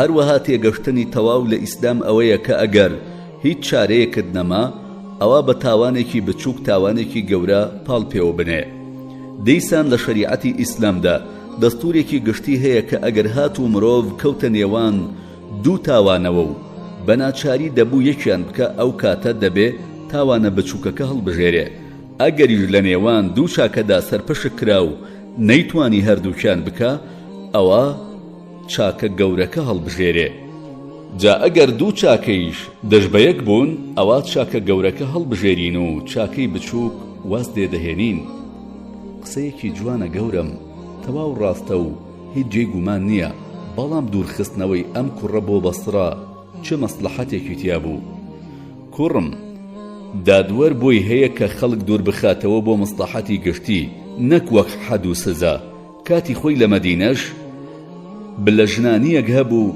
ناوی هیتە بوو پێغەمبەر صلی الله علیه وسلم دووری خستەوە منیش نەسرم لەبەر بەرژەوەندی گشتی دوور خستەوە خۆ جوانێتی وا ناکا کە مرۆڤ دوور بخرێتەوە بەڵام ئەوە بەرژەوەندی گشتیە کە وا دەکات دوور بخرێتەوە قوربان بەرژەوەندی لەکوێدایە تا پێت بڵێم بەرژەوەندێکە لەکوێدایە شاری مەدینە شاری تێکۆشەران و جیهادکەرانە بەو مانایە زۆربەی زۆری پیاوەکانی شاری مەدینە لە ماڵ نەبوون بەڵکو لە جیهاد بوون بۆیە زۆربەی ژنەکانیش لە ماڵەوە بێمێرد بوون بۆیە لەسەر حاکم پێویستە هەر شتێ بێتە هۆی تاوان لەسەرە ڕێگا لای ببە بێگومان چۆن پیا و بێتاقەتی بۆ ژنەکەی دەکا ئاوایش ژن بیری مێردەکەی دەکاتەوە و بێتاقەتی دەکا بوونی کوڕێکی ئاوەها جوانیش لە کۆمەڵگەیەکی ئاوادا لەوانە بوو خراپەی لێ بکەوێتەوە جا دوورخستنەوەی هەرچەند زیانی تاکە کەسی بوو بەڵام لەو لایشەوە بەرژەوەندی گشتی تایە من ژنەکانی مەدینە تۆمەتبار ناکەم پەنا بە خودا لە کارێکی ئاوا بەڵام ئیتر بەو شێوەیە نەبێ مرۆڤ ناتوانێت ڕێگا لەو سر و شتە بگرێکە لەسەرێتی بۆیە من بە باشم زانی لە پێناو پاراستنی بەرژەوەندی گشتیدا زیان لە بەرژەوەندی تاکە کەسێکی وەک نەسر بدەم بەخوا ئەمە بۆ چوونێکی تەواو جوانە قوربان ئەمە نابێ ئەم بەسەر هاتە وەک تانە و تەشار بۆ تۆ باز بکرێ بەڵکو دەبێ وەک شانازیەک باز بکرێ بەڵام من پرسیارێکی گرنگم هەیە چییە پرسیارەکە و کوڕم بفەرموو تۆ لەبەر ئەوەی هیچ ژنێکی شاری مەدینە تووشی گوناه نەبێ نەسر دوور دەخەیتەوە بۆ بەسرە یانی ئەم ترسەت لە شوێنێکەوە گواستەوە بۆ شوێنێکی تر ئەی ئەگەر ژنانی بەسرا تووشی تاوان ببن ئەو کاتچی جگە لە گواستنەوەی مەترسیەک لە شوێنێکەوە بۆ شوێنێکی تر بەرهەمەکەی چی بووە پرسیارەکەت زۆر جوانە و وەڵامەکەشی زۆر ئاسانە کوڕم وەڵامەکەی چییە گەورم؟ یەکەم باری کۆمەڵایەتی بەسڕە لەگەڵ مەدینەدا زۆر جیاواز بوو. وەک پێم وتی شاری مەدینە شاری تێکۆشەران بوو، پیاوەکان بە زۆری لە جەنگدا بوون، بەڵام شاری بەسڕە شاری نیشتەجێبوون بوو، پیاوەکان زۆربەی زۆرینەیان لە ماڵدا بوون، بۆیە هەم ژنان و هەم پیاوان کەمتر گوێی مەترسی بوون. دووەم کەسێکی ئاوارە و دوورە وڵات وەک کەسێکی خۆیی نییە، مرۆڤی ئاوارە لەو شوێنەی کە لێیەتی خەریکی خۆژیاندن دەبێ، خەریکی پەیداکردنی ڕزق و ڕۆزی و بژێوی ژیانی خۆی دەبێ، بۆی ناکرێ هەروە بە بەلاش و حەلاش لێ بسوڕێتەوە، بۆی ناکرێ زۆر خەریکی خۆی بێت و بێکار بۆیدا بنشێ. ئێستا ئێمە جۆرە ڕەقی و ستەمێکمان بەرامبەر بە نەسر کردووە، ڕاستە، بەڵام دەبێ ئێمە تەماشای بەرژەوەندی تاکە کەسی نەکەین، دەبێ بەرژەوەندی گشتی لە بەرچاو بگرین بە پێی شەرع و قانون. ڕەچاوکردنی بەرژەوەندی گشتی لە پێشترە تا ڕەچاوکردنی بەرژەوەندی تاکە کەسی. بەخوا بیر و بۆچوونەکانت هەمویان زۆر تەواون، تۆ شتی وا هەست پێیەکەی خەڵکی تر نایزانێ. ڕاستە وتویانە هەمومان چاومان هەیە، بەڵام هەمومان شتەکان نابینین. دەی ئەم باسە تەواو بوو؟ بەڵێ قوربان، هیچی تری وەک ئەمە هەیە تا بپرسی؟ زۆر هەیە قوربان، دەی بڵێ بزانم چییە؟ قوربان، دەڵێن گوایە تۆ ئەبوبەکری سەدیق هێرشتان بردووە بۆ ماڵی عەلی کوڕی ئەبوو تالیب و عەلی خۆی لە ماڵ نەبووە، بەڵام بە هەردووکتانەوە لە فاتیمەتان داوە، پەراستوتان شکاندووە، بە منداڵێکەوە دووگیان بووە، منداڵەکەی لەبار چووە، دواییش هەر بەهۆی ئەو لێدانەوە کۆچی دوایی کردووە. ئای باوکە ڕۆ لەو درۆزلانە، بەخوا دیسان دەڵێم حەسبونە اللهی وەنیعم الوەکیل، خوان بەسەکە یاری دەدەر و یارمەتی دەرێکی چاکە بێت. دواتر دەڵێم کاتێ پرسیاری عەبدوڕەحمانت لێ کردم وەڵامم دایتەوە، پرسیاری نەسرت لێ کردم باسی بەرژەوەندی تاکە کەسی و گشتیم بۆ کردی، بەڵام بەخوا ئەمە کە تۆ دەیڵێی ئەمە یەکەم جارە و لە دەمی تۆی دەبیستم، نازانم چی بڵێم. من هێرش بکەمە سەر کچی پێغەمبەری خودا صلی الله علیه وسلم لەگەڵ چ کەسێکیشدا؟ ئەبوبەکری سەدیق باشترین پیا و باشترین مرۆڤ لە دوای پێغەمبەران، کورە بەخوا پیاو نازانێ لە داخا چی بڵێ. بەخوا دەزانم تۆ لەو تۆمەتە بە دووری، بەڵام وا دەڵێن چی بڵێ؟ نازانم ئەو کەسەی کە ئەم قسەی هەڵواسیوە مەبەستی ناشرینکردنی من و ئەبوبەکرە یان ناشرینکردنی عەلی. عەلی بۆ خۆ ئەو لە ژنەکەی دراوە، بۆچی ناشرین دەکرێ؟ بەخوا بەو قسە ئەوەندەی مەبەستی ناشرینکردنی عەلیان بووە کە هیچ کەس بەو جۆرە ناشرین نەکرابێ. چۆن قوربان تێمگەیەنە؟ کورە کوڕم، ئەو تۆ چی دەڵێ؟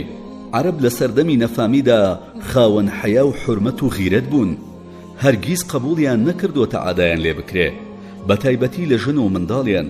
جاری وا هەبووە چەند ساڵێک لە نێوان دوو هۆزدا لەسەر ئەسب سواریەک شەڕ بووە، پێیان شەرم بووە بڵێن دۆڕاین. ئێتر چۆن لە ژنیان بدرێ و قسە نەکەن؟ نا بەخوا شتی وا نابێ. دەی ئەوە لە سەردەمی نەفامی داوا بووە، ئەی دەبێ لە سەردەمی ئیسلامدا چۆن بێ؟ ئاینی ئیسلام بۆ پاراستنی کەرامەت و ڕێز و شکۆی خەڵک هاتووە. عەلی کوڕی ئەبوو تالیب ئەو پیاوە دلێر و دلاوەرە بوو، ئەو شێری خوا بوو، ئەو کەسەی کە خۆی کردە فیدایی بۆ ئیسلام، ئەو کەسەی کە لە جێگەکەی پێغەمبەردا نووست بۆ ئەوی پێغەمبەر صلی الله علیه وسلم لە دەست کافرەکان دەرباز ببێ، ئەو کەسەی کە لە غەزای بەدردا وێنەی نەبوو، ئەو کەسەی لە غەزای خەندەقدا شاڵاوی برد، ئەو کەسەی کە وەک شێر لە غەزای خەیبەردا ئاڵا بەدەستی ئیسلام بوو، ئەو کەسە لە ژنەکەی بدرێ و قسە نەکا؟ آخر ئەمە عەقڵی چ گەوجێ ئەمە قبوڵ دەکا؟ کوڕم، خوا لەبارەی ژنانەوە بە پیاوانی فەرمووە فەئیمساکم بمەعروف ئەو تەسریح بئیحسان، واتە یان بەڕێک و پێکی و بەباشی بەیەکەوە بن، یان بە حەیا و حورمەتەوە دەستیان لێبەردەن.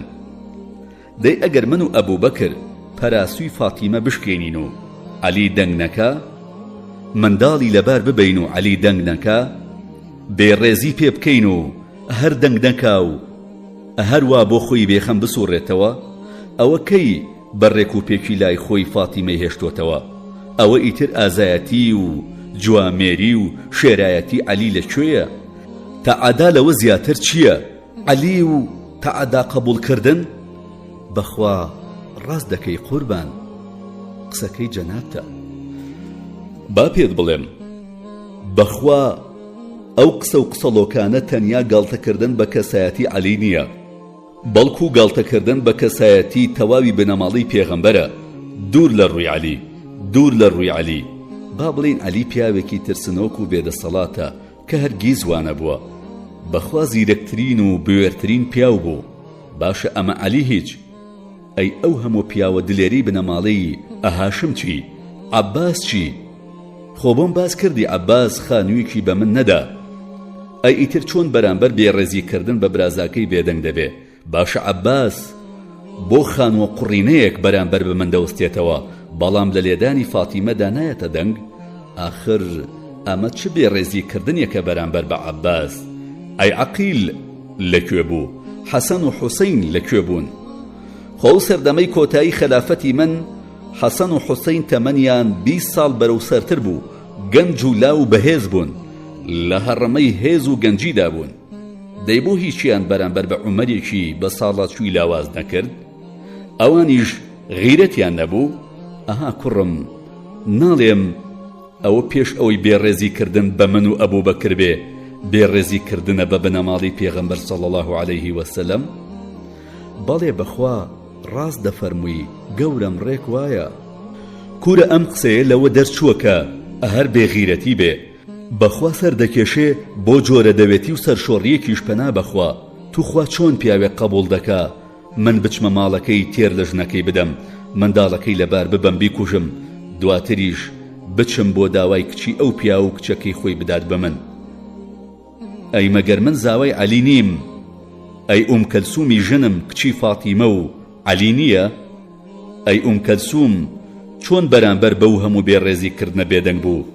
ئەی خوا نەخواستە ئەگەر وابێ کوا غیرەت و پیاوەتی و مەردایەتی بنەماڵی پێغەمبەر صلی الله عليه وسلم؟ ئەو کارە ئەگەر بەرامبەر بە پیاوێکی بێدین و بتپەرست و خوانەناسیش بکرێ قبوڵی ناکا، چونکە دژی سرۆشتی مرۆڤە، چ جای ئەوەی بەرامبەر بە زاتێکی لەخوا ترس و بەغیرەتی وەکو عەلی؟ بەخوا ڕاست دەفەرمووی عەلی ئەوەندە بێغیرەت نییە. حاشا عەلی ئاوا بێ کە ئەوانە دەیڵێن، حاشا ئەبوو بەکر و منیش ئەوەندە ستەمکار و ناپاک بین. کورە ئەوە قسەی شەیتانە، لەکە لەسەری ئەوانەدا هێلانەی کردووە و ئەو قسانەی پێوتون لێیان گەڕێ و باواز لەم مەسەلە بێنین. ئەمە ئاوێکی لێڵ و بۆگەنە. فەرمان فەرمانی تۆیە گەورم، لە خزمەتتدام. دەی بزانم لەم بارەوە هیچی ترت لایە؟ قوربان گیان، دەڵێن عومەر بە پێچەوانی قورئانەوە جوڵاوەتەوە، ئەهەستاوە ئەو ناوچانەی عێراق کە ڕزگار کراون هەمووی کردووەتە وەقف بۆ موسڵمانان و لە نێوان جەنگاوەرانی ئیسلامدا بەشی نەکردووە. خودای تاقانە دەفەرمێ واعلموا أنما غنمتم من شيء فأن لله خمسه وللرسول ولذي القربى واليتامى والمساكين وابن السبيل. واتا أي إيمان داران ئاگادار بن و بزانن بەڕاستی هەرچیەکتان دەستکەوت لە جەنگی بێباوەڕەکاندا ئەوە بێگومان پێنجێکی بۆ خوا و پێغەمبەر و خزمانی نزیکی پێغەمبەر و هەتیوان و هەژاران و ڕێبوارانە. چوار بەشەکەی تریشی بۆ ئەو مجاهیدانەیە کە لەو غەزایەدا بەشداریان کردووە. ئەم ئاەتە بەڵگەیە لەسەر ئەوەی کە پێنجێکی ئەو دەستکەوتانە بۆ ئەو کەسانەیە کە لە ئاەتەکەدا باس کراون و چوار بەشەکەی تری دابەش دەکرێت بەسەر جەنگاوەراندا. ئەویش بە گوێرەی ئاەتی قورئان و سونەتی پێغەمبەر صلی الله عليه وسلم. کاتێکە خەیبەریش ڕزگار کرا پێغەمبەر بەو جۆرە بەشی کرد کەوا بوو ئەو کارەی پێغەمبەر بەڵگەیە لەسەر ئەوەی کە پێویستە دابەش بکرێ. بەڵام عومەر بە پێچەوانەی قورئان و سونەتەوە ڕەفتاری کردووە و بەڕای خۆی کاری کردووە. قوربان تۆ لەم بارەیەوە چی دەفەرمووی؟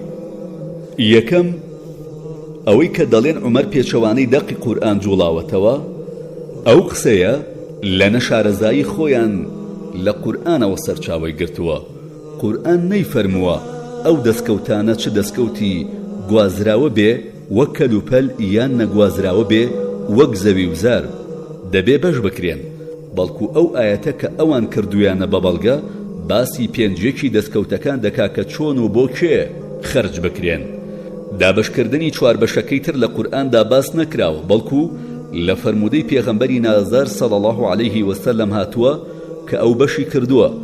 ئاەتەکە بەهێماوە فەرموویەتی چوار بەشەکەی تر بدرێ بە جەنگاوەران نەک بە ڕاشکاوی، ڕێک وەک ئەو ئاەتە کە دەفەرمێ فإن لم يكن له ولد وورثه أبواه فلأمه الثلث.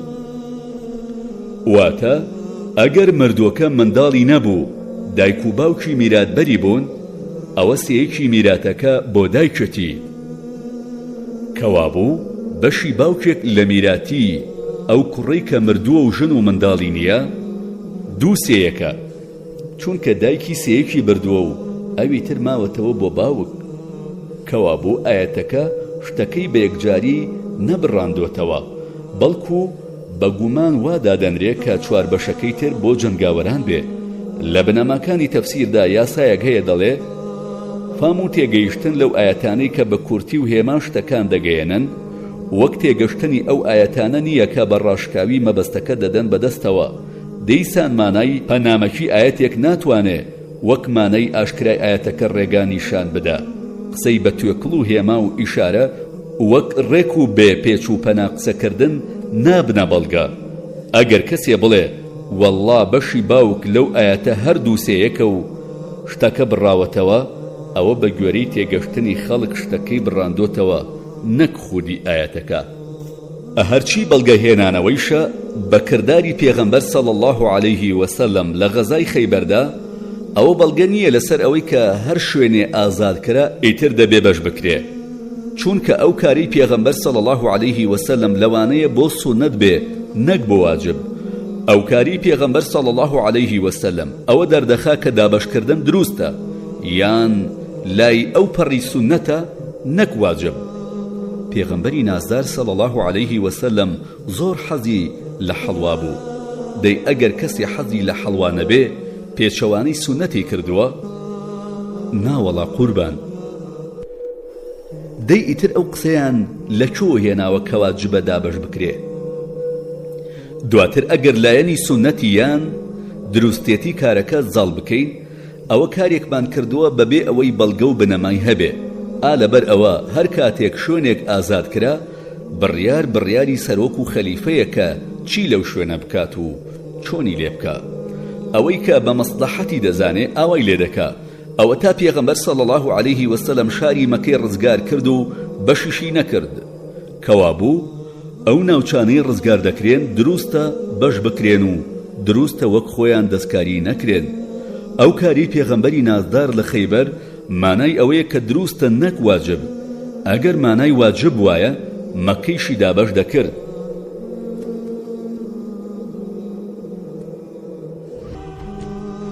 دیسان کارەکانی پێغەمبەر صلی الله عليه وسلم هەمویان بۆ یەک مەبەست نەبوون. کاری وای هەبووە بەمانە واجب بووە، هەبووە بەمانە سونەت و هەبووە بەمانای ئەوەی کە دروستە بکرێ، ئیتر نە سونەتە و نەواجب. کاتێ دەزانین کە فڵان کاری بۆ واجب بووە و فڵان سونەت کە بەڵگەیەکمان هەبێ، لێرەش هیچ بەڵگەیەک نییە تا شتەکە یەکلایی بکاتەوە. قوربان، قسە و بەڵگەکانت زۆر جوانن، بەڵام تۆ فەرمووت ئەو شتانەی دەگوازرێتەوە و ئەوانەیشی کە ناگوازرێنەوە جیاوازی چیە لە نێوانیاندا؟ مەبەستەکە ئالێرەدایە. چۆن؟ سەرچاوی هەڵەکە ئالێرەوە دروست بووە کە جیاوازیان نەکردووە لە نێوان ماڵی گوازراوە و نەگوازراوە. ئەوانە وازانن کە ماڵی گوازراوە وەک پارە و زێر و زی و چ بڕیارێکی هەیە؟ هەمان بڕیار بۆ ماڵی نەگوازراوەش وەک زەوی وزار بەکاردێ و ئیتر جیاواز نین. بۆیە وازانن من پێچەوانەی دەقی قورئان و سونەت جوڵاومەتەوە، بەڵام بەو جۆرە نییە کە ئەوان لێی تێگەیشتون. هیچ گومان لەوەدا نییە ئەو شتانەی کە گوازراون وەک زێر و زەوی و دەبێ دابەش بکرێن بەڵام ماڵی نەگوازراوەی وەک زەوی و زار یەکدەنگی لەسەر نییە کاتچی لێ بکرێ زوبەیر و بیلال پێیان وایە دەبێ دابەش بکرێ من و عەلی و ئەبوو عوبەیدە و معازیش پێمان وایە بەش ناکرێ هۆکاری بۆ چوونەکەی ئێمەش ئەوە بوو وتمان ئەگەر ئەم زەوی و زارانە دابەش بکرێن ئەوا دەدرێن بە خەڵکێکی کەم و زۆربەی خەڵک دەستی لە بنی هەمانەکەوە دەرەچێ دوای ئەوەی کە گفتوگۆیەکی زۆرمان لەو بارەوە کرد خودای گەورە ئەوەی خستە دڵمانەوە کە دابەش نەکرێ بەڵگەی ئاەتی قورئانیشم بۆ ڕاکی خۆم دەستکەوت بەڵگەکە چییە قوربان ئەو ئاەتەیە کە خودای گەورە دەفەرمێ ما أفاء الله على رسوله من أهل القرى فلله وللرسول ولذي القربى واليتامى والمساكين وابن السبيل واتا ئەو دەستکەوتانەی خوددا بەخشینی بە پێغەمبەرەکەی لە خەڵکی دێهات و شارەکانی جوو ئەوە خوددا بڕیاری لەسەر داون کە بۆ پێغەمبەر و خزمەکانێتی بۆ هەتیوان و هەژاران و ڕێبوارانیشە دوایی دەفەرمێ للفقراء المهاجرين الذين أخرجوا من ديارهم وأموالهم يبتغون فضلا من الله ورضوانا وينصرون الله ورسوله أولئك هم الصادقون واتا هەروەها لەو دەستکەوتانە بەشی کۆچبەرانی هەژار دەبێت بدرێ ئەوانەی لە شوێنەوار و سامانیان دوور خراونەتەوە و دەرکراون ئەوانە بە تەمای بەخششی خودا و ڕەزامەندی ئەون و بەبێ هیچ تەماعێک پشتیوانی لە خودا و پێغەمبەرەکەی دەکەن و هەوڵی سەرخستنی بەرنامەکەیان دەدەن هەر ئەوانە ڕازگۆ و ڕاستانن تا دەگاتە ئەوێ کە دەفەرمێ والذين تبوأوا الدار والإيمان ئەوانەی کە پێشتر ماڵ و شوێنی خۆیان ئامادە کرد بۆ پێشوازی لە کۆچبەران و دڵ و دەرونی خۆیان ڕازاندەوە بە ئیمان مەبەستی خودای گەورە ئەنساریەکانە دوای دەفەرمێ والذين جاءوا من بعدهم واتا ئەوانەش کە بە شوێن کۆچبەران و پشتیوانان داهاتن خودای گەورە هەموو موسڵمانانی دەوێ ئەهەتا ڕۆژی قیامەت من پێم وایە ئەم ئاەتانە هەموو موسڵمانان دەگرێتەوە بەبێ جیاوازی دوایی پێم وتن ئێوە دەتانەوێ ئەوانەی کە لە دوای خۆمان دێن هیچیان نەبێ ئەی ئەگەر ئەم زەوی و زارانە بەش بکەین ئەوانە چی بکەن ئەگەر لەبەر چینی دوای خۆمان نەبوایە ئەوە هەرچیەکەم دەستکەوتایە وەک چۆن پێغەمبەر صلی الله عليه وسلم خەیبەری بەش کرد ئاوا بەشم ئەکرد بەڵام ئەو زەوی و زارانە هەر بۆ بەیتولماڵ دەمێنێتەوە بەرووبووم و قازانجەکەیان بۆ خەزیێنەی گشتی دەگەڕێتەوە جا هەموو موسڵمانێکی ئێستا و داهاتوو حازر بێ یان غائیب هەر بەشی هەیە بەخوا گەورم ڕایەکی زۆر زۆر جوانت هەیە دەی کوڕم لەم قسانەی من سەرنجی خاڵێکی گرنگتدا نازانم ئایا ئاماژەت بە هیچ شتێکی پەنهان داوە و من پێی نەزانم دەی کوڕم لەم قسە و چیرۆکانەی من چی خاڵێک کە گرنگە بەلاتەوە سەرنجی ڕاکێشاوی نازانم ئایا ئاماژەت بە هیچ شتێکی پەنهان داوە و من پێم نەزانی بێ مادام گفتوگۆ پرسیار و وەڵام لە نێوان من و تۆدا ڕووی داوە لەباری بەشکردنی زەوی و زارەوە ئەوە ئیتر خۆی بۆ خۆی بەڵگەیە کە ئەو ئاەتەی پێشوو کە باسمان کرد بە ڕاشکاوی بەڵگە نییە بۆ دابەشکردنی ئەو زەوی و زارانە و جیاوازن لەو شتانەی کە ماڵی گوازراون ئەگەر وانەبا ئەوە دەبووە خراپە بۆ هەموو هاوڵانی پێغەمبەر صلی الله عليه وسلم نەک تەنیا عومەر دەزانی بۆچی گەورم چۆن هاوڵان گفتوگۆ لەبارەی ئاەتێکەوە دەکەن کە گفتوگۆ هەڵناگرێ کەوابوو ئەو گفتوگۆیی نێوانمان کە ئایا ماڵی گوازراوە و نەگوازراوە وەک یەکن یان گیان و هەروەها بە بەڵگەی ئەو دابەشکردنەی کە پێغەمبەر صلی الله عليه وسلم لە خەیبەر کردی کە بۆ ئەوە نەبووە کارەکە واجبە بەڵکو سونەتێکی پێغەمبەر بووە درودی خوای لەسەر بێ کەوە دەردەخا ئەو دابەشکردنە واجب نییە ئەو شوێنانەی کە بە جەنگ ئازاد کراون زەوی وزارەکەی بۆ سەرکردەی ئیسلام بەجێ دەهێڵرێ چۆنی بە باش بزانێ ئاوای لێ دەکا دابەشی دەکات یان دەیکات بە مڵکی دەوڵەت ئەوە ئیتر بەپێی بڕیاری خەریفە و سەرکردە دەبێ. منیش ئەو زەوی و زارانەمدا بە بەیتولماڵ و هیچم بۆ خۆم نەبووە. من تەنیا پارێزەری مافی خەڵکم. من تەنیا خەم بۆ ئەوانەی ئێستا ناخۆم، بەڵکو خەم بۆ ئەوانەی داهاتوش دەخۆم، بۆ ئەوانەی کە هێشتا لە دایک نەبوون. ئەوانە بێن و ببینن کە هەموو ئەو زەوی و زارانە بەدەست کەمینەیەکی کەمەوەن، ئیتر ئەوانیش هەر لە دوورەوە بڕوانن. ئەو کاری من کردم دەبوو وەک شانازیەک بۆ من باز بکرێ، نەک لە دژی من باز بکرێ. بەخوا گەورم تۆ بلیمەتی گەورم، بەخوا وایە ئەوە شانازیەکە بۆ تۆ. پیاوێک بەزەی بەو کەسانە دابێتەوە کە هێشتا لەدایک نەبوون، بە هیچ شێوەیەک ستەم لەوانە ناکا کە هاوڕێ و هاوسەردەمی خۆی بن. پاک و بێگەردی بۆ ئەو کەسەی ئەوەندە زانیاری و حکمەتی بە تۆ بەخشیوە، حەقی خستوۆتە سەر زمان و نێودڵتەوە. دەی بزانم هیچ شوبهە و دۆدڵیەک ماوە لێم بپرسی؟ قوربان، دەڵێن عومەر نەک جارێ بەڵکو چەند جارێ دژی قورئان و سونەت وەستاوەتەوە. ئەو بەشی ئەو موسڵمانە نوێیانەی گیردا بوو کە هێشتا ئیمان بە تەواوی لە دڵیاندا نەچەسپا بوو، لەگەڵ ئەوەی کە قورئان دەفەرمێ بەشیان بدەن، بەڵام عومەر بەشی نەدان. دەی عومەر چۆن دەتوانێت بەرامبەر بە دەقێکی سەریحی قورئان بوەستێتەوە دژی کاری پێغەمبەر صلی الله علیه وسلم و ئەبوو بەکر بێ؟ قوربان، تۆ وەڵامت بۆ ئەوانە چییە؟ ئەو تۆمەتانە چۆن ڕەت ئەکەیتەوە؟ ئەو تۆمەتانە ئەوەندە بێبنەما و لاوازن کە ڕەتکردنەوەیان لە ئەو خواردنەوە ئاسانترە. چۆن قوربان؟ من گوێبیستی جەنابتم. ئەوەی کە من کردم نابێتە دژایەتی کردنی کار و کردەوەی پێغەمبەر صلی الله علیه وسلم و ئەبوو بەکر و نابێتە پەکخستنی دەقێکی قورئانی. دیسان نابێتە ئاوردانەوە لە شەریعەت. ئەوەی کە لە ئاەتەکەدا باس کراوە کە زەکات بدرێ بەو کەسانی کە لە شەرعدا پێیان دەوترێ والمؤلفەتی قولوبهم، واتە ئەوانەی کە تازە ئیمانیان هێناوە و بە تەواوەتی لە دڵیانە نەچەسپاوە. ئەوە من دڵنیام خودای گەورە ئەو بەشەی بۆ ئەوانە دیاری کردووە و بەستوێتی بە شتێکەوە، وەک ئەو هۆزانەی کە پێشەوای موسڵمانان بترسێ تووشی شەڕیان بکەن. بەو زەکات پێدانەیان دڵیان بێننەوە جێی و ئارامیان بکەنەوە. با ئەوانەیش پێویستیان بە زەکات نەبێ، بەڵام هەر پێیان دەدرێ، چونکە ئەوانە پێویستە دڵیان ڕابگیرێ. ئەوش لە بارودۆخێکی تایبەتیدا دەبێ.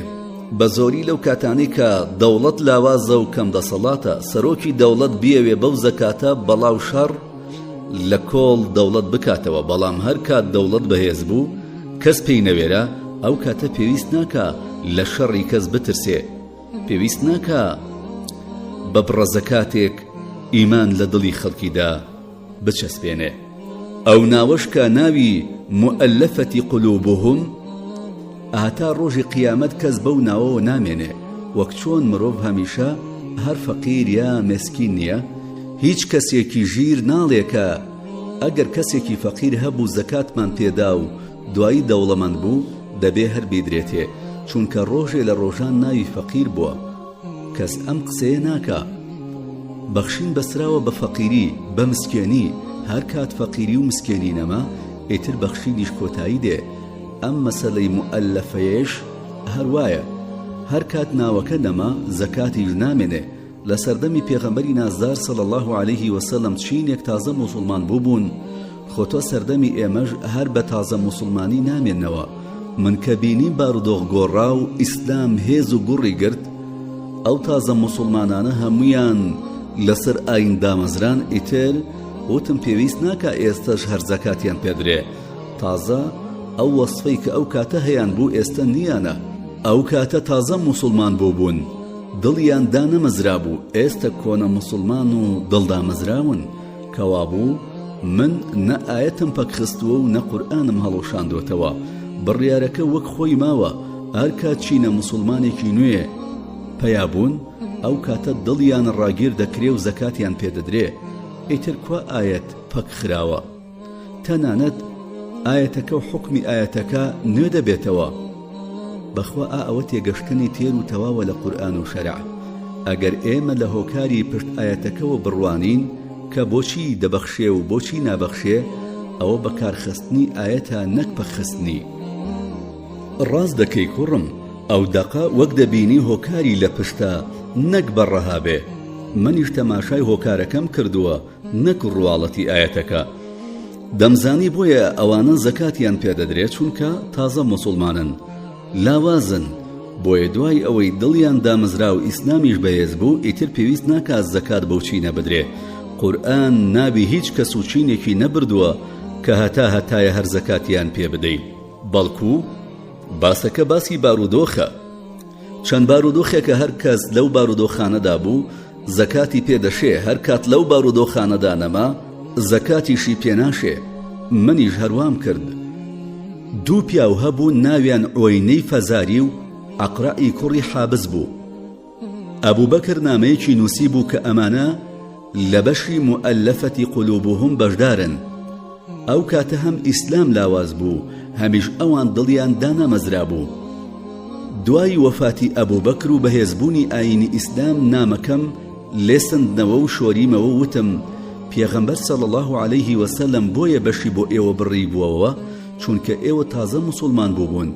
ئێستا هەم ئیسلام بەهێزە و هەم ئێوەش دڵتان لەسەر ئیسلام دامەزراوە، بۆیە چیتر پێویست ناکا زەکاتتان پێ بدرێ، بەڵکو بڕۆن بۆ خۆتان ئیش و کار بکەن و نان پەیدا بکەن.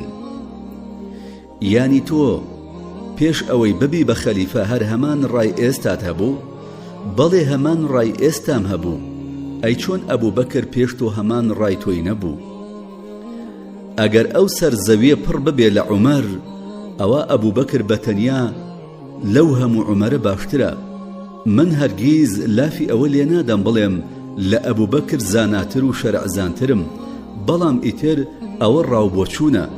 منیش ڕاوبۆچوونم هەیە، جاری وا هەیە دەی پێکەم و جاری واژ هەیە وا دەرناچێ. ئەبوبەکریش هەروەها. من کاتی خۆی لەگەڵ ئەوەدا نەبووم جەنگ لەگەڵ هەڵگەڕاوەکاندا بکەین، بەڵام ئەبوبەکر هەر سوور بوو دەیوت لەگەڵیانە جەنگم، دەی ڕاوبۆچوونی ئەو ڕاست دەرچوو. من وەک ئەو نەم پێکا، ئەو هۆکارێکی بەدی دەکرد کە من بەدیم نەئەکرد. ئەو کاتەش کە بۆ مەسەلەی ئەو دوو کەسە پێم وت با ئیتر زەکاتیان پێ نەدەین، من هۆکارێکم بەدی دەکرد، ئەو بەدی نەئەکرد. دوای ئەوەش کە بۆچوونەکەی خۆم بۆشی کردەوە پەسەندی کرد، هەروەها منیش هەر کات بۆچوونێکم هەبوایە و ئەهاوڵەکانم بۆچوونێکی باشتریان لە من هەبوایە وازم لەوەی خۆم دەهێنا. ئەمە هیچ عیبە و کەمایەتیەکی تێدا نییە، بەڵکو مای شانازیکردنە، چونکە مرۆڤ دەبێ شوێن حەق بکەوێ. حەق لە هەموو شتێ شیاوترە بۆ شوێن کەوتنی. ئەگەر ئەبوبەکریش ڕاکەی منی بەباش نەزانیایە، پەسەندی نەئەکرد و کاری پێ نەئەکرد.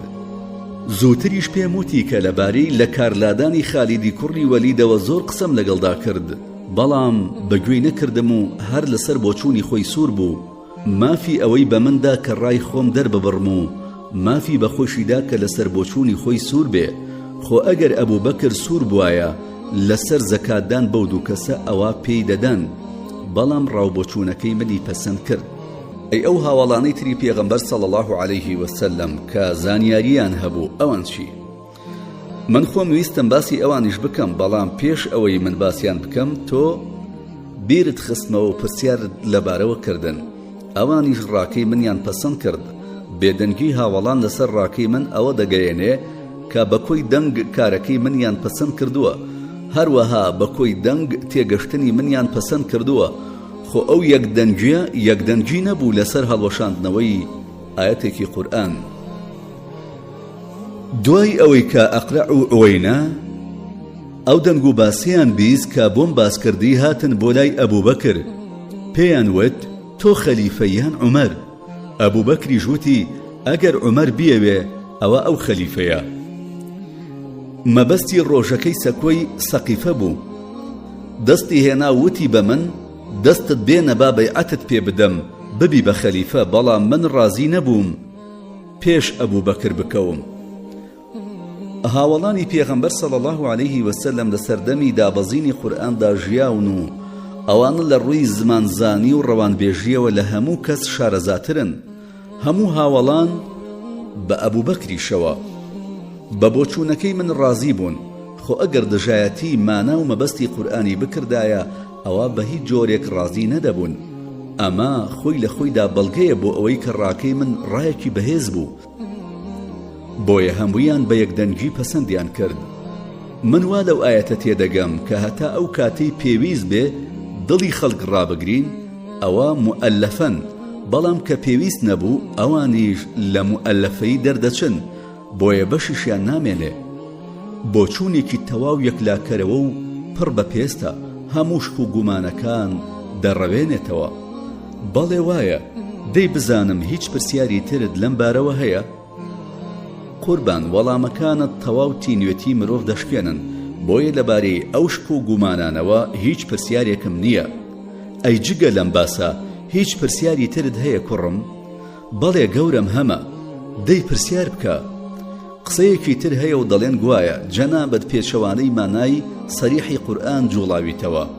خودای گەورە دەفەرمێ اليوم أحل لكم الطيبات وطعام الذين أوتوا الكتاب حل لكم وطعامكم حل لهم والمحصنات من المؤمنات والمحصنات من الذين أوتوا الكتاب من قبلكم إذا آتيتموهن أجورهن. واتە لەمڕۆوە هەرچی خۆراکی چاک و پاکە بۆتان حەڵال کراوە و خواردنی ئەوانەی کە کتێبی ئاسمانیان پێدراوە بۆتان حەڵاڵە، خواردەمانی ئێوەش حەڵاڵە بۆ ئەوان. ئافرەتانی داوێن پاک لە ئیمانداران و ئافرەتامی داوێن پاک لەوانەی کە کتێبیان پێدراوە پێش ئێوە بۆتان حەڵاڵە کاتێک مارەییان پێ بدەن. دوای ئەوە بەپێی ئاەتی قورئان هاوسەرگیری لەگەڵ کچانی جوولەکە و گاور ئیسپات کراوە کەچی تۆ حرامت کردووە. نەدێشتووە هاوڵان ژنی غەیرە موسڵمان بێنن، بەوەش نەوەستاوی بەڵکو فەرمانت کردووە هەر کەس ژنی غەیرە موسڵمانی هەیە تەلاقی بدە. تۆ چۆن بڕیارێکی ئاوا دەردەکەی؟ خەلیفە چۆن ئەتوانێ حەڵاڵێکی قورئانی حرام بکە؟ لەم بارەوە وەڵامت پێیە چی دەڵێی؟ کاکە گیان گوێ بگرە. جیاوازیەکی زۆر هەیە لە نێوان ئەوەی کە بڵێن عومەر نەهی کردووە کە موسڵمانان کچانی گاور و جوولەکە مارە بکەن، لەگەڵ ئەوەی کە بڵێن حرامی کردووە. نەهیکردن شتێکە و حرامکردن شتێکی تر. یانی بە کورتەکەی منعت کردووە؟ بەڵێ منعم کردووە بەڵام حرامم نەکردووە. ئەی قوربان منعکردن هەر حرامکردن نییە؟ شتێک کە خودای گەورە حەڵاڵی کردووە کەچی تۆ منعی دەکەی، منعیش وەک حرام نییە؟ نەخێر کوڕی خۆم، بە هیچ شێوەیەک وەک یەک نین. پەلەمەکە با بە دوور و درێژی بۆت باس بکەم. قوربان لە خزمەتت دام، فەرمو تۆ بڵێ و من گوێ دەگرم. ئەو تۆمەتەی کە داویانەتە پاڵ من گوایە کە حرامم کردووە، ئەوە لە گفتوگۆکەی نێوان من و حوزەیفەی یەمانیدا دەردەکەوێ. کام گفتوگۆ؟ لە سەردەمی خەلافەتی منە حوزەیفە ژنێکی جوولەکەی هێنا، پێم وت تەلاقی بدە. ئەو ژنە ئاگرە ئاگر. وتی ژنی جوولەکە بێنم حرامە؟ وتم نەخێر. ئەو کاتە تەلاقی نەدا، بەڵام دوای ماوەیەک تەلاقی دا. پێیان وت ئێو کاتە کە عومەر پێی وتی تەلاقی بدە بۆ تەلاقت نەدا. وتی من پێم ناخۆش بوو کە خەڵک پێم بزانێ کە کارێکی کرێت و نەحەزم کردووە. ئەم ڕووداوە خۆی بۆ خۆی دەری دەخا کە من حرامم نەکردبوو، بەڵکو منعم کردبوو. من چۆن ئەتوانم شتێک حرام بکەم کە خودای گەورە حەڵاڵی کردبێ؟ ئەگەر بە وردی تەماشای ئاەتەکە و مانای ئاەتەکە بکەی، خوددا فەرمانی نەکردووە کە موسڵمانان ژنی غەیرە موسڵمان بێنن، یان واجبی نەکردووە. ئەگەر واجبی بکردایە ئەو کاتە من ئاەتێکی قورئانم لە کار خستە بوو، بەڵام وانییە. مانای ئاەتەکە ئەو پەڕی ئەوەیە کە خودای گەورە حەڵاڵی کردووە و موسڵمان ئەتوانێ بیهێنێ و دەتوانێ هەر بیریشی لێ نەکاتەوە، یانی سەرپشکە لە نێوان هێنان و نەهێناندا. ئەوەیش نابێتە هۆی گوناه و تاوان، کەوا بوو ئەو بڕیارەی من لە نێو بازنەی ڕەوایەتی خۆی دەبێنێتەوە، نەواجب نەحرام. سەرکردەش بۆی هەیە منعی خەڵک بکە لەو کارانەی کە کردن و نەکردنیان وەک یەکە. بەو مەرجەی سەرکردە بە پێی ڕاوبۆچوونی خۆی پێی وابێ کردنەکەی زیانی هەیە. قوربان ئەمە گوێنەدان بەڕاو بۆچوونی خەڵکی تر نییە؟ نا هەرگیز وانە ئەوە بەپی حەز و گوێنەدانی ڕای بەرامبەر نییە، بەڵکو یەکێک لە قەواعید و یاساکانی شەریعەت ئەوەیە کە مەسلحەتی گشتی پێشترە لە مەسلحەتی تاکە کەسی. ئەماش شتێکی ڕوون و ئاشکرایە و هیچ گومانی تێدا نییە. ئەوەی کە لە نێوان من و حوزەیفەیشدا ڕوویدا خۆی بۆ خۆی ئەوە دەسەلمێنێ کە من نەهیم لەو کارە کردووە، مانای ئەوە نییە کە حرامم کرد بێ، بەڵکو نەهیم لە شتێک کردووە کە کردن و نەکردنی یەکسانە. دەی ئەگەر سەرۆک و ئیمامی خەڵک نەتوانێ شتێکی ئاوا مەنع بکە، ئیتر کەی سەرۆکە و کامەیە سەرکردایەتەکەی؟ ئیتر خەڵک چۆن گوێڕایاڵی دەبن؟ ئایا حەڵاڵم حرام کردووە یان حرامم حەڵاڵ کردووە؟ بێگومان نەخێر، بەڵکو وەک وتم نەهیم لە شتێک کردووە کە کردن و نەکردنی وەکو یەک وایە، نەواجبە و نەحەرام. ئەوەیش بزانە کە جیاوازی زۆرە لە نێوان کردنی کارێکی حەڵاڵ و مەنعکردنی ئەو کارە لەبەر بارودۆخێکی تایبەتی و لە شوێنێکی تایبەتیدا.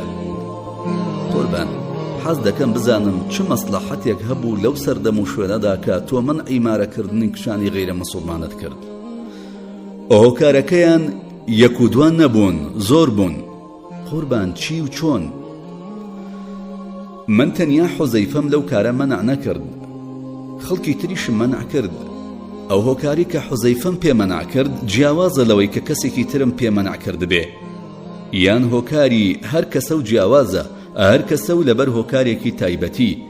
ئەو کاتێک کە حوزەیفەم مەنع کرد پێم وت ئەو ژنە ئاگرە، ئاگریش ماڵە سووتێنێ. مەبەستم ئەوە بوو کە حوزەیفە زوو دەڕۆشت بۆ غەزاکردن، ماڵەکەی جێدەهێشت، ژنێکی غەیرە ئیسلام لە ماڵی پیاوێکی ئیسلامدا لەگەڵ منداڵەکانیدا بەبێ مێردەکەی بژی. ئەمە بڤەیە و کاریگەری خراپی لەسەر پەروەردەکردنی منداڵەکان دەبێ، لەوانەیە بیر و باوەڕیان بگۆڕێ. منداڵ زیاتر پەیوەستە بە دایکیەوە، بە تایبەتی کچان. جاپاراستنی بیر و باوەڕی منداڵانی موسڵمان فەرزێکی سەرشانی سەرکردەی موسڵمانانە. جگە لە بیر و باوەڕ چی بۆ مرۆڤ دەمێنێتەوە؟ سەرکردەیەک گوێ بە بیر و باوەڕی خەڵکەکەی خۆی نەدا، ئیتر کەی سەرکردەیە؟ جگە لەوەش دەترسام ئەگەر هاوڵە مەزنەکان ژنە جوولەکە و فەلەکان بێنن، ئەوە خەڵکی تریش دەیهێنێت و بازاڕی کچە موسڵمانەکان کەس دەبێ. ئەمەی کە دەیڵێم بەرژەوەندی گشتی لە پێش بەرژەوەندی تاکە کەسە. شتێکی تریش هەیە با پێت بڵێم، زیاتر ئەو هاوڵانە ژنی غەیرە موسڵمانیان دەهێنا کە لە وڵاتە تازە ڕزگارکراوەکاندا بوون و تێکەڵی ئاگرپەرستەکان بوون. ترسام ئەو کەسانی کە تازە موسڵمان و زۆر ئاگاداری شەریعەتی ئیسلام نین وا بزانن هێنانی کچە ئاگرپەرستەکانیش وەک کچە جوولەکە و فەلەکان دروستە. بەو پێیە کە هەم ئاگرپەرست و هەم جوولەکە و فەل بە کافر لە قەڵەم دەدرێن. قوربان ئەو هۆکارانەی باست کردن هەمویان هۆکاری جوان و لۆژیکین. بەخوا تۆ پیاوی بەڕێوەبردنی دەوڵەتی خەمخۆریت بۆ پاراستنی بیر و باوەڕی موسڵمانان و هەروەها بۆ بەرژەوەندی کچانی موسڵمانان. ئەوە زیرەکی و زانیاری تۆ دەردەخە. ئەمە میهرەبانی ویستی خودای گەورەیە کوڕم. خودای گەورە زۆری پێبەخشیوی گەورم. ئەمە بیر و باوەڕی باشی خۆتە کوڕم. بەخوا تۆ شایەنی ئەو باوەڕ پێبوونەی. دەی زۆرت پەسند کردم، من ئەو جۆرە پەسنانم پێخۆش نییە، وازی لێبێنە. پێم بڵێ دیسان پرسیارت هەیە لەباری ئەو قسە و قسەڵۆکانەوە کە بە منیان وتووە؟ بەڵێ قوربان دانەودوان نین، زۆرن. دەی بڵێ کوڕم بزانم چییە؟ باشە قوربان بە چاوان. دەڵێن خودای گەورە لە قورئاندا سەرانەی لەسەر جوولەکە و گاور فەرز کردووە.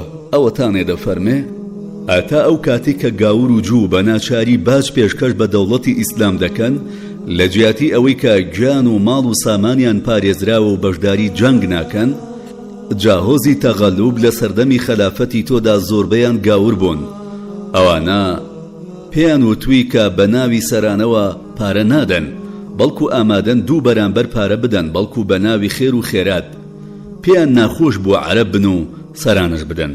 تۆش پەسەندت کردووە، دەی چۆن داواکاریەکە پەسەند دەکەی کە پێچەوانەی بڕیاری خوا بێ کە خودا دەفەرمێ سەرانە بدەن، تۆ ناوت ناوە خێر و خێرات. کورە هەر کەسێ بە قەد سەرە دەرزیەک من بناسێ ئەو قسانە ناکە. ئەوە هەر هیچ شارەزایەکی لە ئاینی ئیسلامیشدا نییە. شارەزای یاسا گشتی و مەبەستە سەرەکیەکانی ئیسلامیش نییە. شارەزای شەرع و بەڵگە و گفتوگۆش نییە. چۆن گەورم دەکرێ ڕوونتر بڵێ؟ ڕاستە هۆزی تەغەلوب داوایەکی وایان پێشکەش بە من کرد. منیش وتم کەیفی خۆتانە، ئێمە سەرانەمان دەوێ، ئیتر ئێوە خۆتان هەر ناوێکی دەنێن، کەیفی خۆتانە. من وتم دەبێ هەر بیدەن. ئەگەر من حیسابی خێر و خێراتم بۆ ئەو باج و سەرانەیە بکردایە چۆن خەڵکم دەنارد بە ناچاری لێیان بسەنن. خۆ دەزانی خێر و خێرات هەموو کەس بە ئارەزوی خۆی ئەیدا، کەس ناتوانێ بە زۆر لە کەسی بسەنێ. خەلیفە نوێنەر نانێرێ کە کۆی بکاتەوە. خەلیفە نوێنەر بۆ گلێرکردنەوەی زەکات و سەرانە دەنێرێ. خێر هەر کەسە و بە ئارەزوی خۆی ئەیدا، بەڵام موسڵمانان دەبێ زەکات بدەن و گاور و جوش سەرانە. من ئەموت ئەو گوێلانە ڕازین سەرانەکە بدەن، بەڵام پێیان ناخۆشە بڵێن سەرانەیە. خۆیان دەیانگوت خێرە، با خۆیان لەناو خۆیاندا چی دەڵێن بڵێن، چی لە مەسەلەکە دەگۆڕێ. دوای ئەوەی کە تەغەلوب ئەو داوایەیان پێشکەش کرد، من ڕاوێژم بە هاوڵانیش کرد. هەروە لە خۆمەوە بڕیارم نەدا. نوعمانی کوڕی زەرعەوتی دەی بە ناوی خێرەوە سەرانە و باجیان لێ وەرگرە. منیش وتم ئێوە کەیفی خۆتانە، ناوی چی لێ دەهێنن؟ بەڵام لای ئێمە هەر باج و سەرانەیە. تاکە هاوڵێکیش لەم کاری من ناڕازی نەبووە، بەوەیش کۆدەنگی لە نێوان هاوڵاندا ڕوویدا. ئومەتی پێغەمبەر صلی الله عليه وسلم هەمویان لەسەر کارێکی ناشەرعی یەکدەنگ نابن. هەرگیز هاوڵان هەمویان بەیەکەوە لەسەر ڕەوایەتیدان بە کارێکی حرام کۆ نابنەوە. هەر کەسێکیش ئەمە بزانێ ئیتر لۆمەی عومەر ناکا و قسە و قسەڵۆکیش بۆ عومەر و هاوڵانی هەڵناواسێ. لەوەش زیاتر با پێت بڵێم، ضرورەتی شەرعی ئەم ڕایە تەئکید دەکاتەوە. مەبەستت چییە قوربان؟ تەغەلوب هۆزێکی گەورە و زۆر بوون، لەگەڵ ڕۆمدا هاوسنوور و هاو ئاین بوون، لە ڕووی هێزیشەوە بەهێز بوون. لەوانە بوو لە ڕووی سەربازیەوە ببنە مەترسی بۆ سەر موسڵمانان. منی جوان بە باشزانی دوژمن بۆ خۆمان نەسازێنین. دەوڵەتی ئیسلامیش ئەو سەرانە و باجیان لێوەرەگرێ و لە ئەندازەی خۆی کەم و زیاد نەبێ. ئیتر ئەوان بۆ خۆیان چ ناوێکی لێدەنێن با هەر بینێن. ئێمە سەرانە و باجمان بە تەواوەتی لێدەسەندن. باجمان لە منداڵ و ژن و نەخۆش نەدەسەند، چونکە باج و سەرانە لەو جۆرە کەسانە ناسەندرێ. لە قورئان و سونەتیشدا بەڵگەی زۆر هەن کە جاری وا هەیە لەبەر بارودۆخێکی تایبەتی شتی حرام حەڵاڵ دەبێ. پێشەوا و سەرکردەش بۆی هەیە لەبەر بارودۆخی تایبەتی هەندێک جار جۆرەکارێک بکا کە پێشتر حەڵاڵ نەبووە. کەسیش ناتوانێ بڵێ سەرکردەی موسڵمانان کارێکی ناڕەوا و حرامی حەڵاڵ کردووە. بەڵکو سەرکردە هەر بە شوێنکەوتەی قورئان و فەرموودە ئەژمێرێ و زەرورەت وای کردووە لەو دەقە پیرۆزانە لا بدا. ئەویش بۆ ماوەیەکی کاتی. وەک لە ئوسوڵی فقهیشدا قاعیدە و یاسایەک هەیە دەفەرمێ شتی حرام لەبەر زەرورەت حەڵاڵ دەبێ. جا ئەم دەستەواژەی زەرورەتە هەموو شتێک دەگرێتەوە و ئەوەش کاتیە. وەکوتم ئەو کارانەش کە من کردومن و بە ئاگاداری هەموو هاوڵان بووە، ئەوە دەچنە ئەو خانەوە کە باسمان کرد. جا لابردنی ناوی سەرانە و وەرگرتنی سەرانەکە لە ژێر ناوی خێر و خێراتدا زەرورەتێکە و کاتیە. بە شەرعیش دروستە. پێغەمبەری نازدار صلی الله عليه وسلم کاری وهای کردووە. لە غەزای خەندەقدا بڕیاریدا سێیەکی بەرووبوومی مەدینە بدات بەو فەرماندەیی کە مەیدانی جەنگ چۆڵ دەکەن و بەرامبەر موسڵمانان ناجەنگن یان سوپای کافران لەق و دووشەق دەکەن. چونکە عەرەب هەمویان ڕوویان کردبووە مەدینە و گەماروی مسلمانەکانیان دابوو. پێغەمبەر صلی الله عليه وسلم بەو کارە ویستی سام و هەیبەتی کافرەکان بشکێنێ. خۆ ئەگەر ڕاستیت بووێ شتبەخشین بە موشریک و کافر دروست نییە، چونکە زەلیلی و زەبوونی ئیسلام دەردەخا. پێغەمبەر صلی الله عليه وسلم لە هەموو کەس باشتر ئەوەی ئەزانی، بەڵام ئەوە زەرورەت بوو، دەبوا وای بکردبایە. ئەوە تاکتیکی جەنگە. ئەوە بەڵگەیە لەسەر ئەوەی کە سەرکردەی موسڵمانان بۆی ڕەوایەکە لە کاتی زەرورەتدا بەرامبەر کافر نەرمی بنوێنێ. ئیتر ئایا بە پێدانی سەروەت و سامان و شتێکی تر دەبێ وەک ئەوەی کە پێغەمبەر صلی الله عليه وسلم کردی، یان بە گۆڕینی ناوی شتێک وەک ئەوەی کە من کردم؟ جا بەخوا قوربان ئەوە ڕێک تێگەشتن و سیاسەت و زانیاری ڕاستەقینەیە کە تۆ کردوتە. ئەوە مای شانازیکردنە، ئەوە مای شانازیە بۆ تۆ نەک لەسەرت بکەوێ. سیاسەت بریتیە لە کارکردن بە کۆی فەرمانەکانی شەریعەت. لە کاتی فەرحانی و خۆشیدا هەموو بابەتەکان دەبێ وەک خۆیان بن، بەڵام لە کاتی تەنگانە و ناڕەحەتیشدا شەرع کار ئاسانی دەکا بۆ بەندەکان. خودای گەورەش داوای شتێک ناکا کە لە هێز و تاقەتی بەندەکانیدا نەبێ. ڕاست دەکەی کوڕم، ڕێک وهایە کە تۆ دەڵێ. قوربان ئەو قسانەی من کردمن هەر قسەکانی جەنابەت بوون، بەڵام کەمێک دەستەواژەکانم گۆڕی. مەبەستی شەم پەشگیری بوو لە ڕاوبۆچوونە جوانەکانی جەنابەت. دەی خودای گەورە سەربەرزت بکات، خودای گەورە تۆش سەربەز بکات، ئەی زانای کارزان. دەی ئێستا پێم بڵێ ئەم باسە کۆتایی هات کوڕی خۆم؟ بەڵێ قوربان. دەی بزانم هیچ گومان و شتی تر هەیە وەڵامت بدەمەوە؟ بەڵێ قوربان، قسە و قسەڵۆکی تریشیان کردووە. بێڵێ با بزانم چییە هەتا وەڵامت بدەمەوە. باشە قوربان، فەرمان فەرمانی جەنابتە.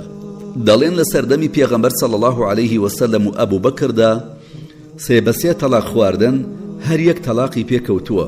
دوای ئەوەی تۆ هاتیتە سەر کورسی دەسەڵات، بڕیارەکەت گۆڕی و فەتوای ئەوەدا کە هەر کەس سێ تەلاقەکەی بەجاری خوارد و تەلاقەکەی کەوت، ئەوە هەر سێ تەلاقەکەی دەکەوێ و ئیتر ناتوانێ ژنەکەی بباتەوە. چۆن تۆ بڕیارێکی ئاوەهات دەرکردووە؟ چۆن شەرعی سەردەمی پێغەمبەر صلی الله علیه وسلمت گۆڕیوە؟ بۆ کار ئاسانیت کردووە بە بارگرانی. وەڵامت چییە گەورم بۆ ئەمە؟